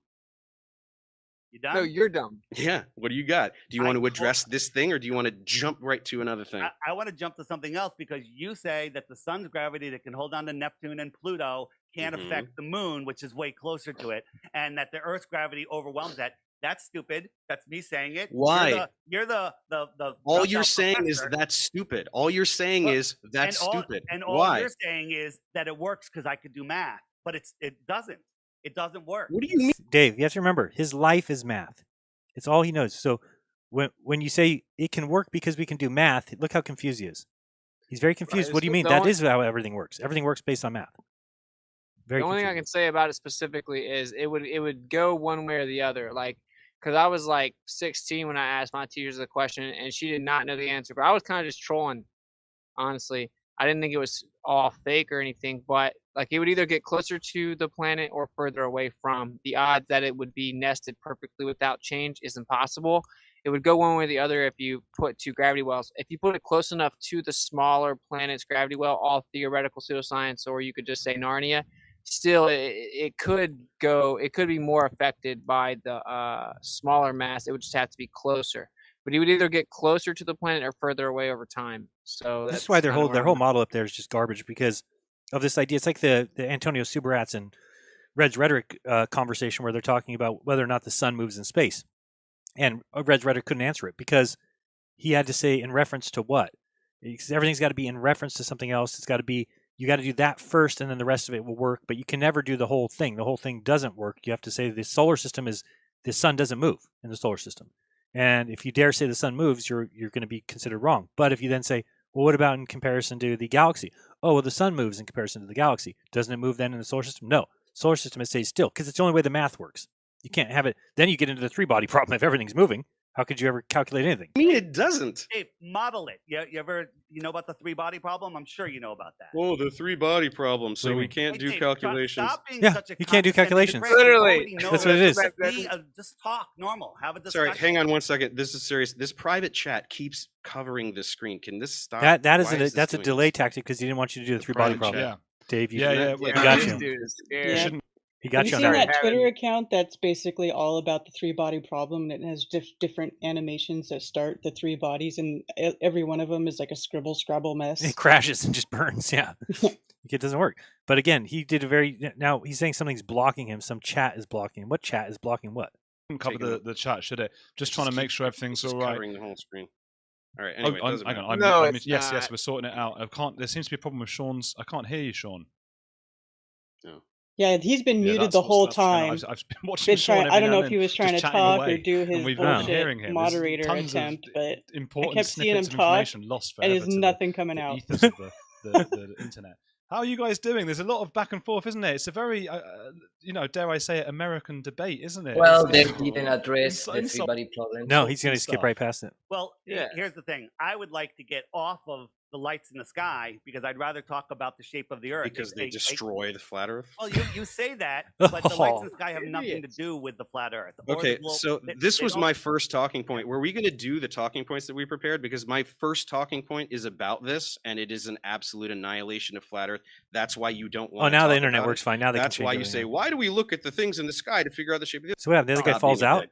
Keep going. Mhm. So somebody's in Santiago and it's midnight. They're looking at the Southern Cross. Well, somebody in Australia that's looking south, they're looking at the noon sun. You tell me how they can Noon see sun? the star. How the noon many? sun. How many time zones apart are they? Are they 12 time zones apart? Well, at noon, close to noon. Was it right? before or after this, Dave, where he talks about let me see again. Let me listen. See if it's Okay, right. no, first of all, not close to noon, but it doesn't matter. How about you go 4 hours apart? Why don't you go 4 time zones apart? They should still be looking in completely different directions. Oh, a magnetic declination. Was that right before this? Let me see. Not a After that, direction. I'm coming up. talking Oh, about after? clockwise versus counterclockwise And- when you're looking at It might be right the here. And Dave, poles. the optics The of the sky. poles. Yeah. Huh? Well, you say the poles. So getting back to your point where you have somebody in Santiago, somebody in Johannesburg, and somebody in Australia, when they see the Southern Cross, well, they don't see it at the same time. They see it 12 hours apart from Santiago. They don't see it at the same time, so so people wait, looking so- south can't see the night sky at the same time. David, if you Mhm. understand what the flat Earth model is, if somebody's in Santiago, You don't have and a model. We have a Listen, model. You don't have yeah. one. stop being a dick. I guess he's Okay, never stop looked at being a dick. nighttime on a Your stupid entire ball existence Earth. is I know. being a dick to Hey. all of science. So Dave, stop. you're being a dick to my religious leaders. Therefore, I can be a dick think to you. he thinks that you can see the Southern Cross at midnight in Santiago at the same time as midnight in Australia. Even though it's not night at the same Even time. though The way That's he's correct. talking, he's making it sound like everybody in the southern hemisphere is looking at nighttime at the same time. Right. Yeah.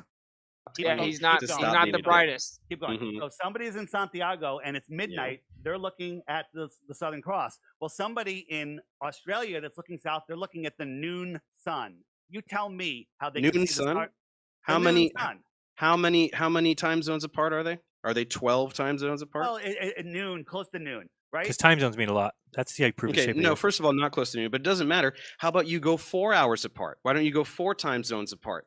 They should still be looking in completely different directions. That's not completely different 12 directions. midnight, 4 a.m., night sky, both looking south, both can see the Southern Cross. On your pizza world should be looking in completely different directions. What? Explain that. 4 hours difference? Let's listen again what he But said. it- Because that's talking about Somebody's in 4 hours. Santiago. You don't have a model. 4 hours difference is one side of Australia to the other, right? Listen, Yeah, Yeah. he's tripping. stop being a Yeah. dick. Okay? You stop If- being a dick. if some- Your entire existence is being a dick. Your entire existence, to all Dave. of science. So Keep- stop keep telling me going, to keep going, stop being keep a going. dick. Keep going. Mhm. So somebody's in Santiago and it's midnight. They're looking at the Southern Cross. Well, somebody in Australia that's looking south, they're looking at the noon sun. You tell me how they can Noon see the sun? star- How the noon many? sun. How many time zones apart are they? Okay, so Are they 12, he's 12 making fun time of his zones own apart? Well, thing. at noon, close to noon, right? Okay, no, first of all, not close to noon, but it doesn't matter. How about you go 4 hours apart? Okay, Why don't 4 you go hours apart is 4 time zones Australia. apart? They should still be looking in completely different directions. What? 12 midnight, 4 a.m., night sky, both looking south, both can see the Southern Cross. On your pizza world should be looking in completely different directions. Not completely different Explain directions. that. Look at his fingers there. You're It's so far from more- being 4 woodshed. a.m., night sky, both looking south, both can see the Southern Cross. both looking On in your completely pizza different world directions? should be looking in No, sorry. completely different directions. Dude, that's Explain so wrong. that. So wrong. Dave, when the only time that can happen is in Johannesburg and Santiago, and if you add magnetic declination in there, they're Watch what he both says here. looking in the same Look direction. at Magnetic declination. What is he talking about? Yes, magnetic. Don't you know that we can't look at this compass right? I know you might use your iPhone, so you don't know what magnetic declination is because the iPhone factors it in for you. But yeah, north is not north for everybody on Earth. It's completely different for everybody on Earth. Dude, he said magnetic declination like it was the character's name in a Marvel comic. He's not. I mean, he's so clueless. So you So think what? just saying the word magnet is going to be an What? argument here? What is he talking about? What do you mean saying the word magnet is Hey, an that's not argument? the word he said. I still don't understand why this went to magnetic declination. Why did he say that? Because Dave said I missed magnetic. Because the magnetic declination is if you take your compass. Let's say you have an actual physical Yeah. compass, right? So you're not actually looking south.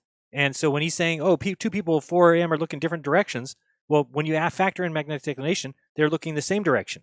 But he just shoos it away by saying we can't talk about that. Look up the magnetic declinations of those areas. You don't know what direction you're facing, right? There's certain areas of Antarctica that the magnetic declination is 170 degrees. So when your compass says north is that way, it's 170 degrees the other way, according to Noah or whoever's in charge of that, right?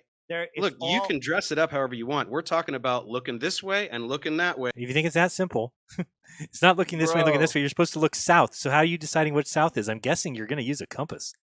This dude needs a pacifier. He does. They see the same thing. And you're fixating on Santiago. And they don't see the same thing. It would be rotated differently. So nobody's ever claimed that any part of the... I know that when I look up at the night sky, nobody else in the world sees the same thing as me because you would have to be standing where I am. So no matter where you're standing, it's going to be rotated differently. It's going to be a different view.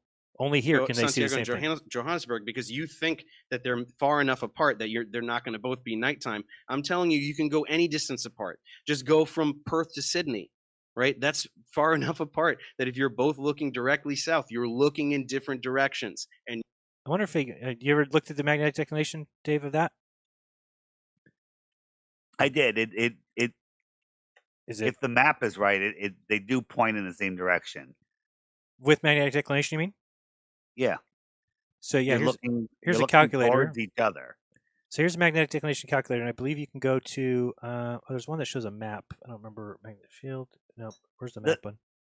In South Africa, you're looking off to the right. In Santiago, you're looking off to the left a little bit. But then, if you think about the apparent sky, who knows where the Southern Cross in that sky vision dome even is? Yo, yeah, my next stream I'm covering dude, there's apparent locations of the sun, so I don't even know. This guy would never be able to have that conversation though. So flat Earth is a tricky territory, So here's where you can go anywhere, and you'll see this magnetic declination means you have to change your compass. And Dave's not lying when he says down here, if we go to Antarctica, I'm not sure exactly where it's at. Let's try here. Okay, so for instance, here the magnetic declination is plus 12. Okay, so that means if you look at your compass and it tells you are looking north, you actually need to go left, go towards the west, 12 degrees, which isn't much, but you can start to see that now this is 19 here. Okay, this is 37 here. This is 45 here. Back out of here a little bit. 60 or 54 here. How about over here? 118. So imagine if you're standing here and your compass tells you you're looking north, you have to turn 118 degrees. That's past a quarter of a turn. You're completely almost turning around. Now, if we go even further, there's negative 79. It's almost like they're making up for the land actually turning in the other direction. Yeah, you're right, because this kind of goes along the path. Look at this one, plus 157. Guys, that means if you're standing here in Antarctica, you're looking at your compass and it tells you you're looking north, you almost have to turn around 180 degrees to actually be looking north. How do we not think that that's a problem? How do we not understand that there's an issue if our compasses are off by turn yourself around the other way. Oh, you're looking north? Actually, you're looking south, sir. What? How is that possible? And there is a place here that's 180. I've seen it before. Here's 130. I thought it kind of moves up. Here's 132. Here's 133. So we keep following this line. 135. It just keeps going up. 147. Get here. 137. Oh, it actually switches. Wait, 150, 158, 167. Yeah, we're getting close. 174. 175. That's going to be 180 right about here. 176. There, 178. So close enough. So there is a place, 179. How about that spot? So this spot right here, you're looking north. Nope, sorry. Turn around, bro. Turn completely around. That's north. Can you imagine how screwed up that is?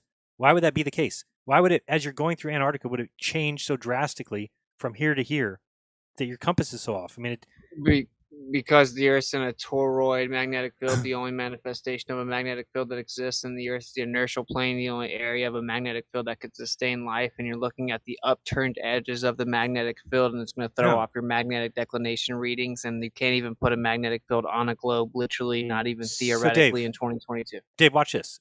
This is, if we're standing here and we're looking, it's a -1 declination from Perth, okay? Oh, we'll go down here. -1. And over on the west coast, it is a +12. So I bet you that means you have to look west. West is this way.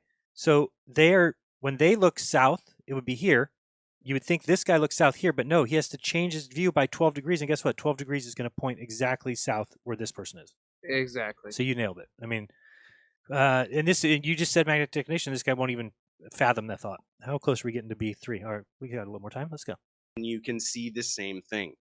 You cannot explain that. That's why you're trying to throw out jargon to confuse people. No, magnetic declination is not jargon. To confuse people, David. That's exactly what you're doing. When you're looking towards the same area.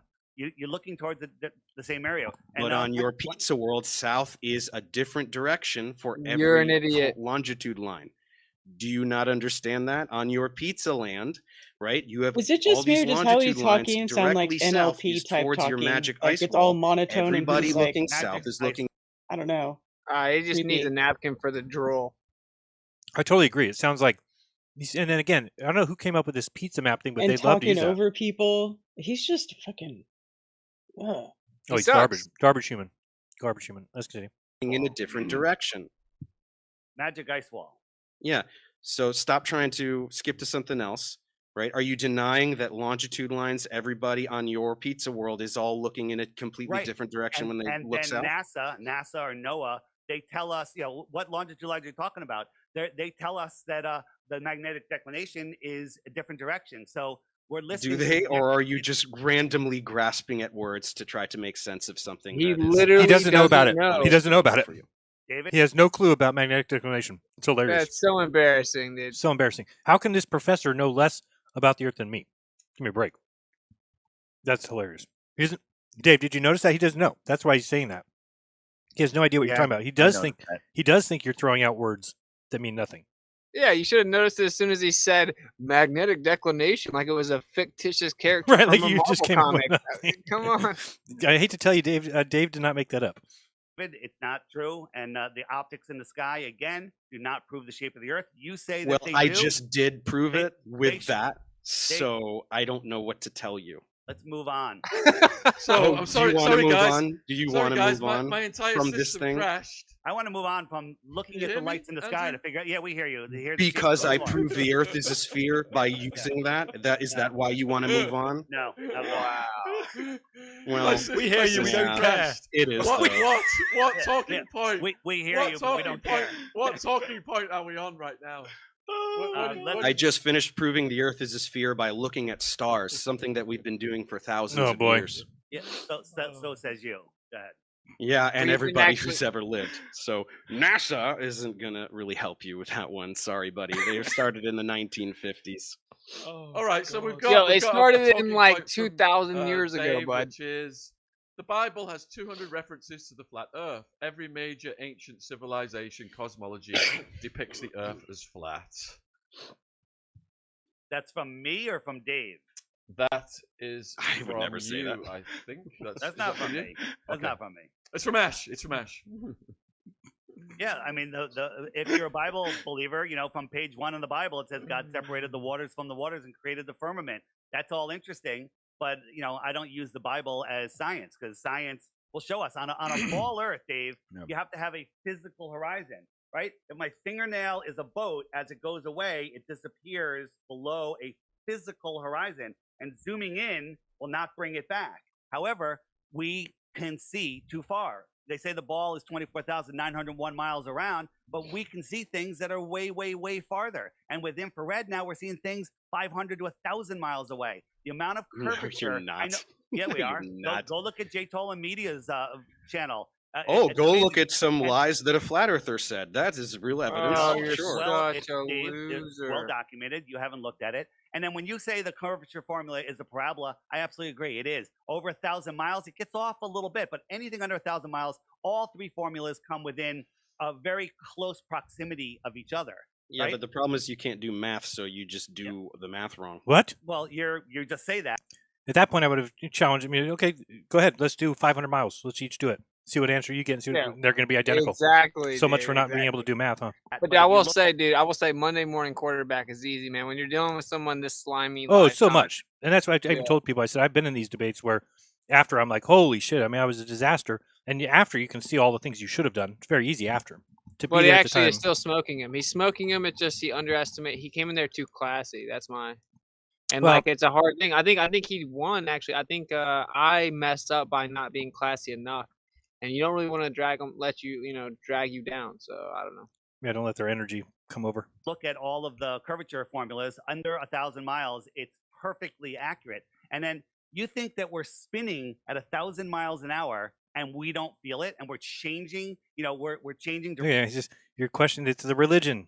Of course, we don't feel it. directions. How is that possible? How about when the Earth comes around comes around towards the sun in the winter, in our northern winter? It's speeding up and taking its sharpest turn, and then we don't feel any of those forces. It's sharpest turn. Okay, so this one's really hilarious to me.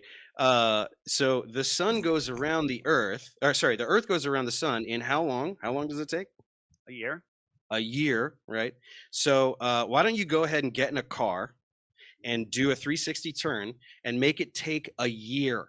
What about going Are you gonna feel 66,000 that? miles per hour? Dave, that's not a. Let's break it down. 360 degrees, 365 days. That's about a degree a year, right? Why don't you get in a car and drive for 24 hours, and over That's 24 analogous. hours veer by 1 degree? Are you going to feel that? 66,000 miles per hour. That would be equivalent to this. People say, "Oh, I'm just trying to think of the easiest way." I'm just trying to describe think it. of something to say. such a It sodomite? will make Stop- sense. Stop being a dick, right? Imagine if you want to compare Oh, that. man. If you want to compare that to reality, imagine you're in an airplane where you remove the outer shell of the airplane, you double the speed of the airplane, and you nosedive 2 miles a minute. Okay, Oh. and that just to follow the curve of the Earth. That's the speed that the Earth is curving. And when something's moving and it's curving, that's acceleration. Okay, so Oh, big just words. just this acceleration. is a Big word. words. Go back Well, to school, Dave. it is for you because you're not using it properly. So- Acceleration is rate of change in velocity. So you're using it as when you velocity. change so you off don't of know your what vector, acceleration when means. you change off of your vector, that force is equal to acceleration. Okay. Yeah, but I And- just and- told and you, don't- right? It takes a year to go around the sun. What? So- How much are you feeling? Do you want to calculate it? Should we Dave, calculate I'm it together? talking about the spin of the Earth. What? The Okay. spin of the Earth. The spin of the Earth. Right. You're The dropping. spin of it the Earth is constant. 2 We miles do a not minute. feel. You're falling, like if you take a point in space and you go for an hour, you're falling at the same rate as a skydiver free falling. Okay, that's ridiculous. Wait, can we right? pause You're this? curving Yeah. off of your line of. Sorry, I know it, but like, okay, so it's actually not constant. They claim it's been gradually slowing down over time, and they've recently updated that to whoa, startling discovery: the Earth is speeding up. And believe it or not, slowing down and speeding up are antonyms to constant. Okay. Your trajectory. This you're one curving. I think I figured out, and I think this one is genuine confusion on your part. So I don't want to hold this one against you as much as other lies you tell, which are just blatant lies. This one is just you not understanding. You're trying to compare motion within the atmosphere of the Earth. So you're like, oh my gosh, something going through the atmosphere so fast and it's crazy, and we I'm out. Sorry. So I want to hear again. Now, what does he complain about when you said the big word acceleration? He says we're not accelerating? I mean, Okay. Yeah, well, yeah. The He spin said of- after 5 syllables, his mind taps out. So 5 syllables was his max. He heard the word acceleration. He called it a big wood. He just quit? And then he said the Earth was spinning at a constant speed, which is patently false within his own paradigm of religious Right. belief. Let's look at this right here. I It's brought not. this up. Here. Why is it true to say the Earth is accelerating? Because acceleration means there is a change in velocity, which is the speed with direction. And since the Earth orbits in a circular oval pattern around the sun, we can say Earth is in a constant state of acceleration. And remember, it's also doing the same thing as it spins. Okay? Because it's also, if acceleration is a change in velocity and you're in a circular oval pattern like we are spinning, then you can also say that we spin an acceleration. So they say you can only feel acceleration. Well, you guys say we're accelerating, but he can't grasp it. The rotational spin movement of the Earth. itself, because change of direct, like the rotational movement is change of direction, Right. So that equals acceleration automatically. But it's even worse than that for this clown show, because even acting like that wasn't the case, it still speeds up and slows down. In Right, it his really still paradigm. does accelerate. Yeah. So okay. Right? You're the dropping spin at of the Earth is constant. Okay, but it's accelerating. 2 We miles do a not minute. feel. You're falling, like if you take a point in space and you go for an hour, you're falling at the same rate as a skydiver free falling. Okay, that's ridiculous, right? You are Yeah, curving see- off of your line of your trajectory. This You're one I curving. think I figured out, and I think this one is genuine confusion on your part. So I don't want to hold this one against you as much as other lies you tell, which are just blatant lies. This one is just you not understanding. You're What do we not trying to understand? compare motion within the atmosphere of the Earth. So you're like, oh my gosh, something going through the atmosphere so fast and it's crazy and we feel it, versus motion in frictionless space.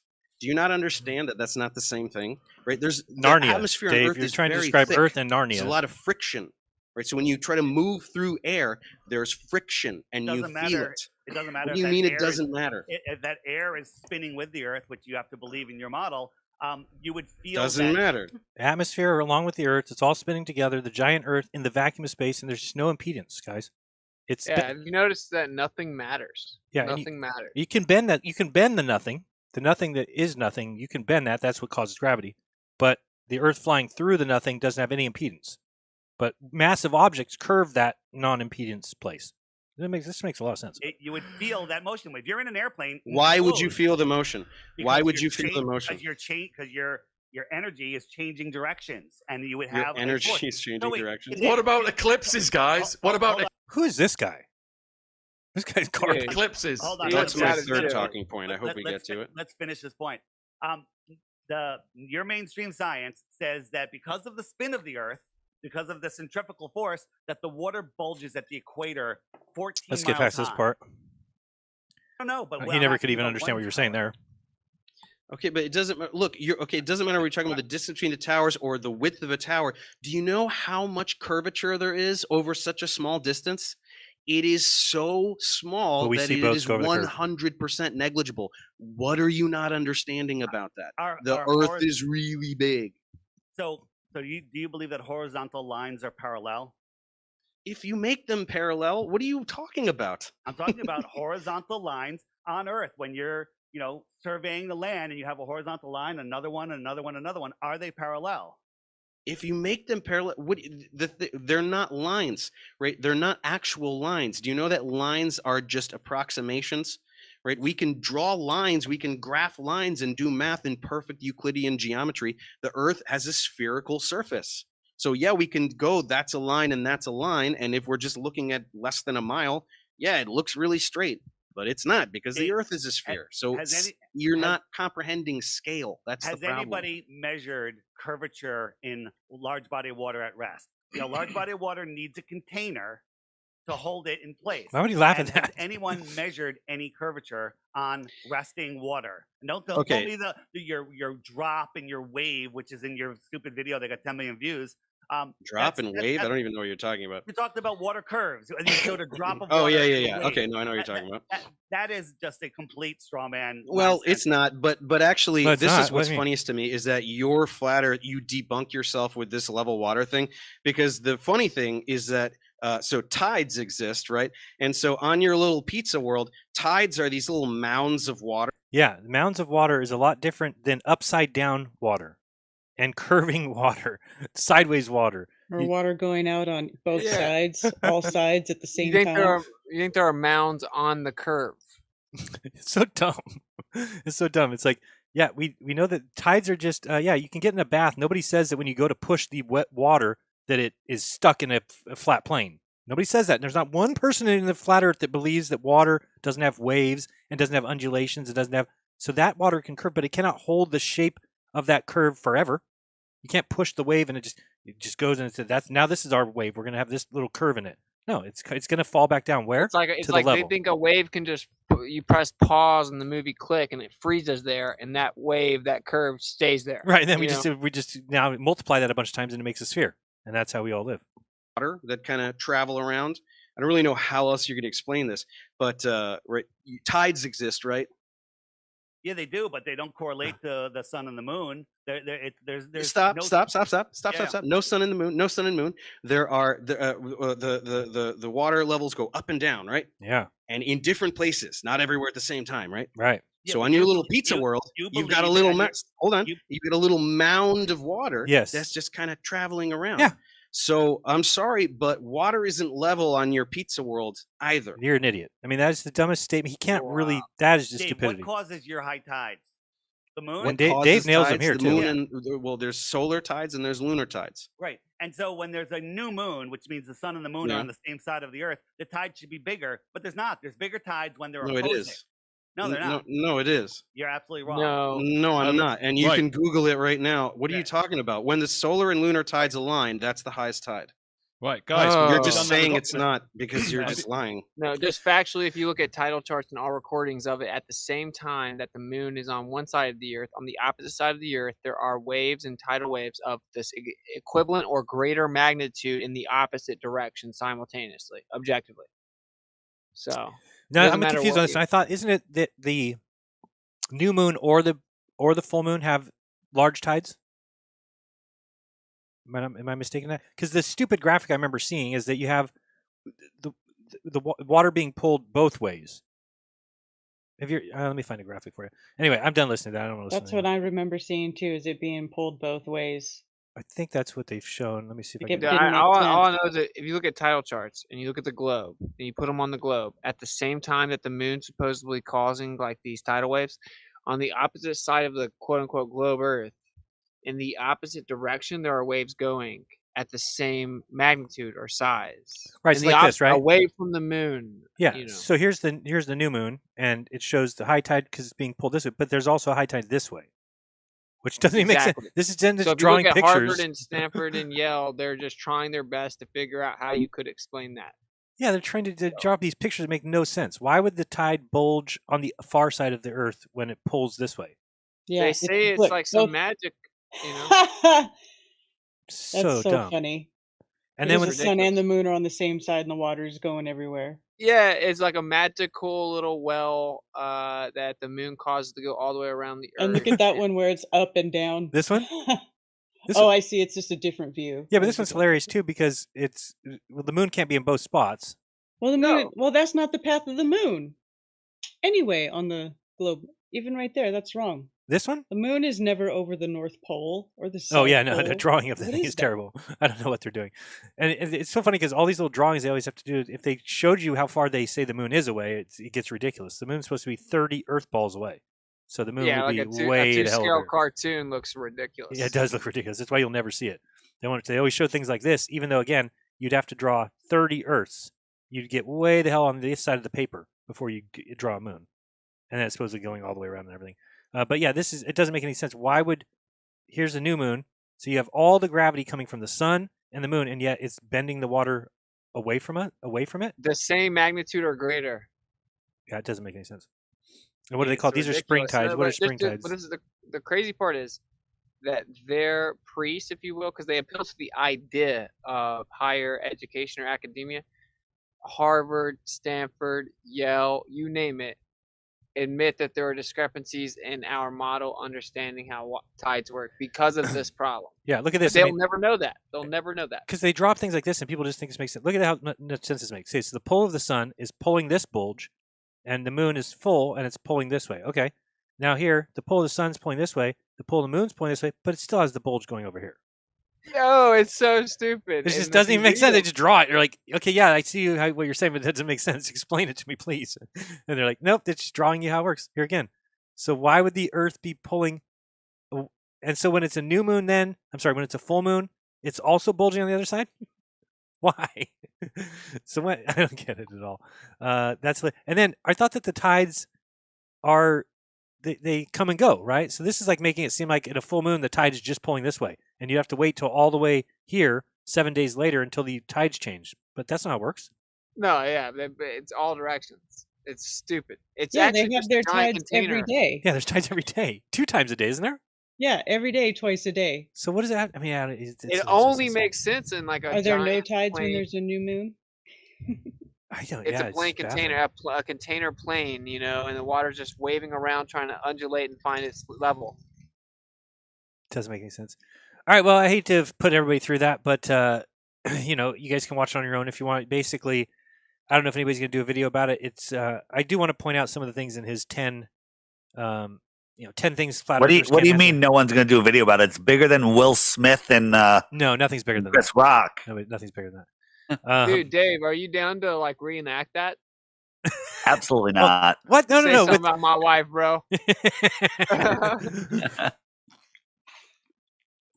That guy's just painful. And the things that he says are ludicrous. I mean, he tells us in those 10 things flat earthers can't do or whatever, that he wants a picture from 1,000 miles. And says if the earth was flat, you'd be able to easily use a telescope to look. It's the most idiotic thing. How does he not go out with it when it's foggy and pull your telescope out and tell me how much further you can see because you're looking through a telescope? Guess what? You can't. The telescope does not magically look through fog, just like the telescope does not magically look through atmosphere. Okay. Now they tell you can see trillions of miles, and you're so confused you believe that it gets very difficult to understand. Like, why can't I see the Himalayas? Well, because you're a certain distance away. Think of what New York City line does in 60 miles.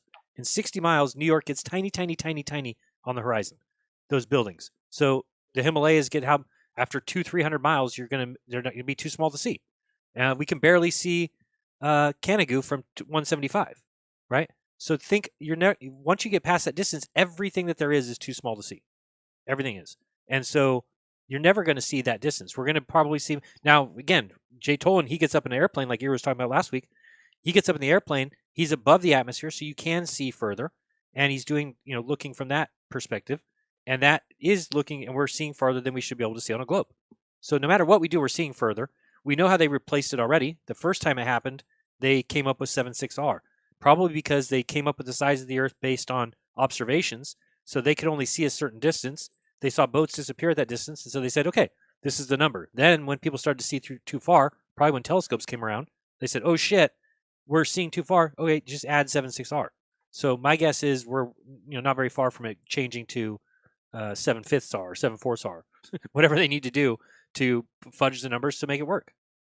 It's insane. Let's go around and say goodbye to everybody. Let's start with Iru. What do you have coming up, and what's going on, and all that fun stuff? Eru Landucci, is he still here? All right, let's start with Austin. No, I'm here. Oh, I'm here. yeah, Sorry, yeah. guys. Sorry, I start looking from the Skype, and then I remember that we are in StreamYard. What's going on? Well, we are getting trying to put in place 2 Flat Earth conference here in Argentina. I have one already. Everything is arranged. It's from outside our capital city, but it's gonna be, a nice conference around 250 people, something like that, to introduce the Flat Earth, and that is going to take place into 2 weeks from now. So I have everything already done in terms of the PowerPoint presentation and things like that, but it's start getting close the date, and everything is like a little mess. Well, real in quick, terms here, I of got to point this out. emotion. This is where we're wrong. The tides stayed in place, and the Earth rotates beneath them.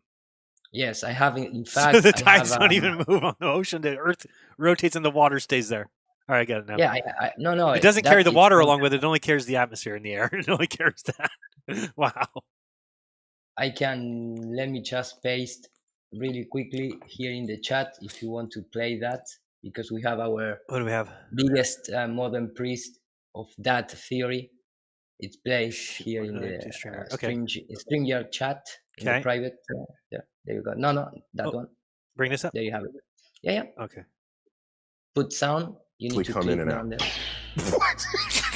There is a bulge of water, two of them, on opposite sides of the Earth, caused by the sun and the moon. And Earth turns inside that bulge. Wow. When we say the water rises and falls tidally, what's happening is we are rotating into the bulge and then out of the bulge. So the bulge is already there. It's already there. And all we kind of do is pass through the Pass bulge. through, and the water gets high and it gets low. So we're stuck with language from our own perspective rather than language of what's actually happening. Simpler that way to say the water goes in and out. It's simpler to say the sun set rather than Earth rotated such that our angle of view on the stationary sun fell below our local horizon. The next thing I say may be mind-blowing. That is insanity. There you have it. I love that one. That's my new favorite because that is so. What's happening with the atmosphere? The Earth, the water stays where it belongs, and the Earth rotates underneath it. Then above the water is the atmosphere, and it rotates along with the Earth. It doesn't Wouldn't stay the where the water is. atmosphere have a high tide bulge? Don't you dare say that, Dave. Don't you know how this works? It is the dumbest thing I've ever heard. I did not The know that they atmosphere went must bulge and have a high tide also. Wow. See, this is why, Jeran, remember a while ago when you were like, okay, Karen, I want you to think like you're a globe believer. And I was like, man, I just don't know if I could do Yeah, I can't do it anymore. I can't do Wait, it anymore. And if the Earth is turning inside that bulge, that means that the bulge has to move with the speed of the Earth, which means water has to rush into that area. So we have 500 to 1,000 mile an hour currents. Yeah, again, gravity. The way they describe gravity is it's pulling everything to the center, right? But if we're able to rotate and leave water behind, then gravity doesn't exist. What do you mean the water doesn't go with the Earth? I thought that the Earth is pulling things to its surface. Why? No, the gravity's holding the bulge. No, it's not because the Earth is turning.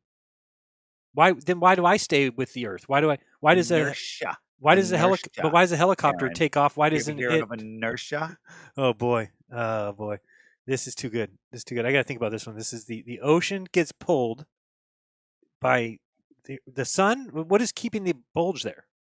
The gravity of the moon, and the gravity of the moon is pulling the Earth away from the far side, creating another bulge. Did you know that? Well, I don't know is this why there's a bulge over here? You mean because this side of the Earth's The being reason the pulled? bulge is over there is because the moon is pulling the sun and pulling the Earth away from the water on the other side of the planet, and it's letting the water bulge because it's pulling the Earth, not the water. This is what Neil said. Yeah, I guess the only way it would work, like I'm thinking, is that if they're saying the water still moves with the Earth, but the bulge itself stays there. They didn't say the water stays there, which would be impossible on their model. Garbage. All right, go ahead. Sorry, I interrupted you. Just point that out. No, it's okay. So Thank you for I the am link. preparing the conference, and then keep working on the English and Spanish channel, and do. The next thing that I want to do is just transfer or translate or do, of course, a complete new video talking about the no stars in outer space, and showing all the contradictions came from the astronauts and things like that. So I think this is going to be a nice topic. Yes. All right. Thank you very much. Appreciate you being here. And Austin, what's going on with you? What do you have coming up? So yeah, we got turns out I have to be in Rushmore on my birthday, April 14th. And plane tickets are crazy, man. So we had to get plane tickets, a car, hotel, and then we of course had to drive all this way in the RV to make the initial appearances. So anyway, blah blah blah, like a few $1,000. And Yellowstone offered like less than a $500 fine, but just out of principle, we're not taking it. So I'm fighting it. Filed a motion to dismiss. Haven't actually denied or pushed it through. Granted, and I may have to go argue it in person, and then additionally as applied. So I got a nice little fit, which also wasn't particularly cheap. I just can't sell out, dude. I can't sell out. So yeah, we're gonna go in there and win the case, change the law about free speech. That's the move.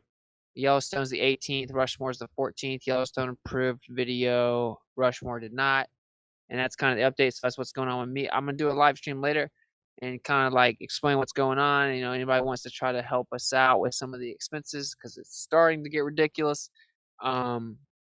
Blah blah. So I'll go live for the first time in a while on my channel, and I haven't been just because, like, honestly, I see why they got us. No one fights them at their own game because it's like it kind of exhausting, Yeah.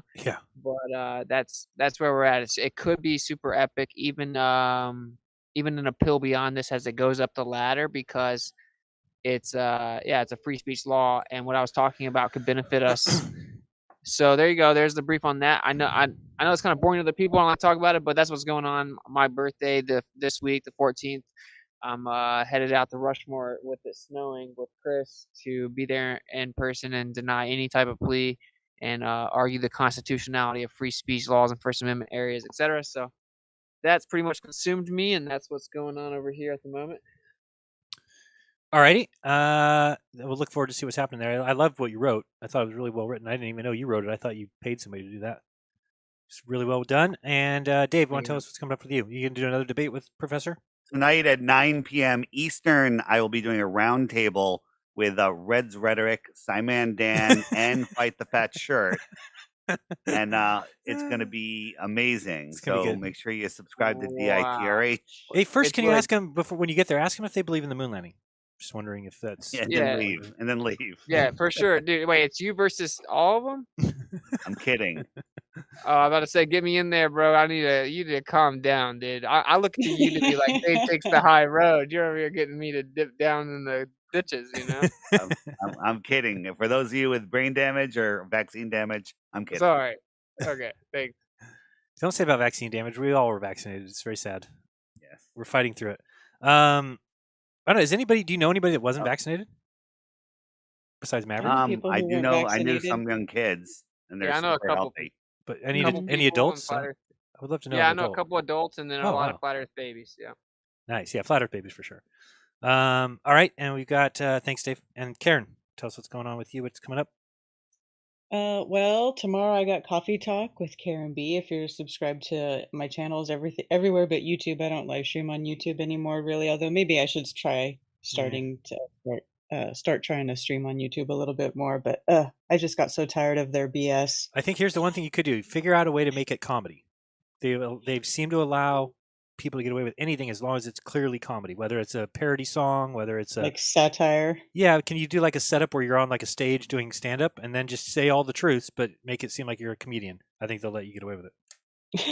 I don't know. Well, anyway, the more important thing that I've been working on is that Flattoberfest 2022 is on, and it's going to be October 22nd and 23rd and the 21st. For anybody who's going to be in town early, we'll have a meetup at the park the day before. So I've put the link in the chat, and tickets are on sale for the entire month of April. If you don't get them off of Jeran's Auctionism site, they're still on sale for the month of April. So thank you for that plug. That was nice. Yeah. There's graphic ready for you. There's Jeranism.betterworld.com. I'm sorry, that's wrong. Gosh darn it. It's .org. .org. Damn, change it. Not in a world, bro. So if I wanna do something, I guess you'll just throw it on there. You want to donate something? You mean? Yeah, I have to think about it. Like, hey, you can talk to me for some money. I don't know. I have to think about what I feel like I could do. But yeah, think about it. I wanted to get them all up by the end of today. So if you could do it by the end of today, just because that gives it a week for everybody. Yeah, fair enough. Yeah, let me think about it. I got you. And I'm trying to change this real quick to .org before. I really like the idea, man. Well- casually, maybe throw in flat Earth here and there at the end. But just saying. Or what? just something. Not even. Oh no, I not am. even I Earth, think just what I'm going to do is something. I'm going to print cards, and when I leave at the end, I'm going to give them a card that says Perfect. You're not, Perfect. That's you're not probably the best spinning. way. You're wake up to the lies of the world. Yeah, I'll do that when I hand them the money. They'll also get a card. It'll have probably like 20 channels on it, 20 YouTube channels for them to subscribe to too. Let's see if we change this file, save, and it should Oh, change on there. before I forget, There we go. this year, your T-shirt is included with your ticket for Flattoberfest. Hey, I wore that shirt in the grocery store the other day, and the lady, actually TJ Maxx, and this lady like was staring at my shirt after I talked to her for a second. She's like, I really like what that says. I'm like, shout out Karen B. Right on. That's cool. So yeah, when you buy your ticket, you put your name for your lanyard and your shirt size. Yeah, so that's cool. Just want to put that out there too before I forget. All right, that's it. Alrighty, and good. Strange World with Mark Sargent every Tuesday. And is that everybody? Did I get everybody? I don't know. I think so. I was trying to find. Have you ever seen that the speed of light visualization? I can't find it. Where it shows you a particle traveling from the sun to the earth. It's hilarious to see because remember it takes 8 minutes. They say so. Really, when you think of the speed of light on that terms, it's incredibly slow. It's funny. There's like a. It's not this one. I don't think. I keep finding. Oh wait, I'm not showing this on the screen. It's not this one. What? Turn off the image. There we go. Yeah, this one's something different. Maybe light speed, Earth diameter. I don't know what this is showing. It's kind of like this, but it shows it kind of going. And that's how fast the speed of light. Okay, so it's showing light leaving the Earth would take this long to get to the moon. And then it's going to show you how long it will take from the sun. I don't know if I've never seen this one before, but it gets ridiculous. Like here's the light leaving the Earth going to Mars. And then if you get past that distance, it gets even dumber. It's like, oh, that's all it shows. Anyway, I've seen these kind of simulations set up before, but I can't find it. I'll find it for next time. All right, and for me, nothing coming up other than I'm going to continue pushing the auction a little bit. Again, it is at jeranism.betterworld.org, and if you could donate anything, and it's just one of those things where maybe you don't get a chance to give back much to these people or to people doing the right thing. So if everybody, if you got $10, throw it in, and you can be a part of it, and you can feel like you helped somebody have a better day and help out the homeless. We've got a huge homeless camp. In fact, all of California does. The entire Highway 99 is basically a big parking lot for homeless. But I'll go over there and talk to some of them and see what we can see if we can get anybody to do something kind or something, and then we'll give them some money for it. So that's going to be it. If you want to help out, jeranism.betterworld.org. Any final words, guys? Peace out, everybody. All right. Much love. Thanks, Dave, for being here. Thanks, Karen. Thanks. Have a Thanks, wonderful Austin. week. Yes. Have a good Strength. Sunday. And I remind you, do your own research. No, this is a different show. It is the be kind to each other. Don't lie to each other. And open your mind. There's peace inside. Till next time, guys. Jeranism, GLOBEBUSTERS. Peace.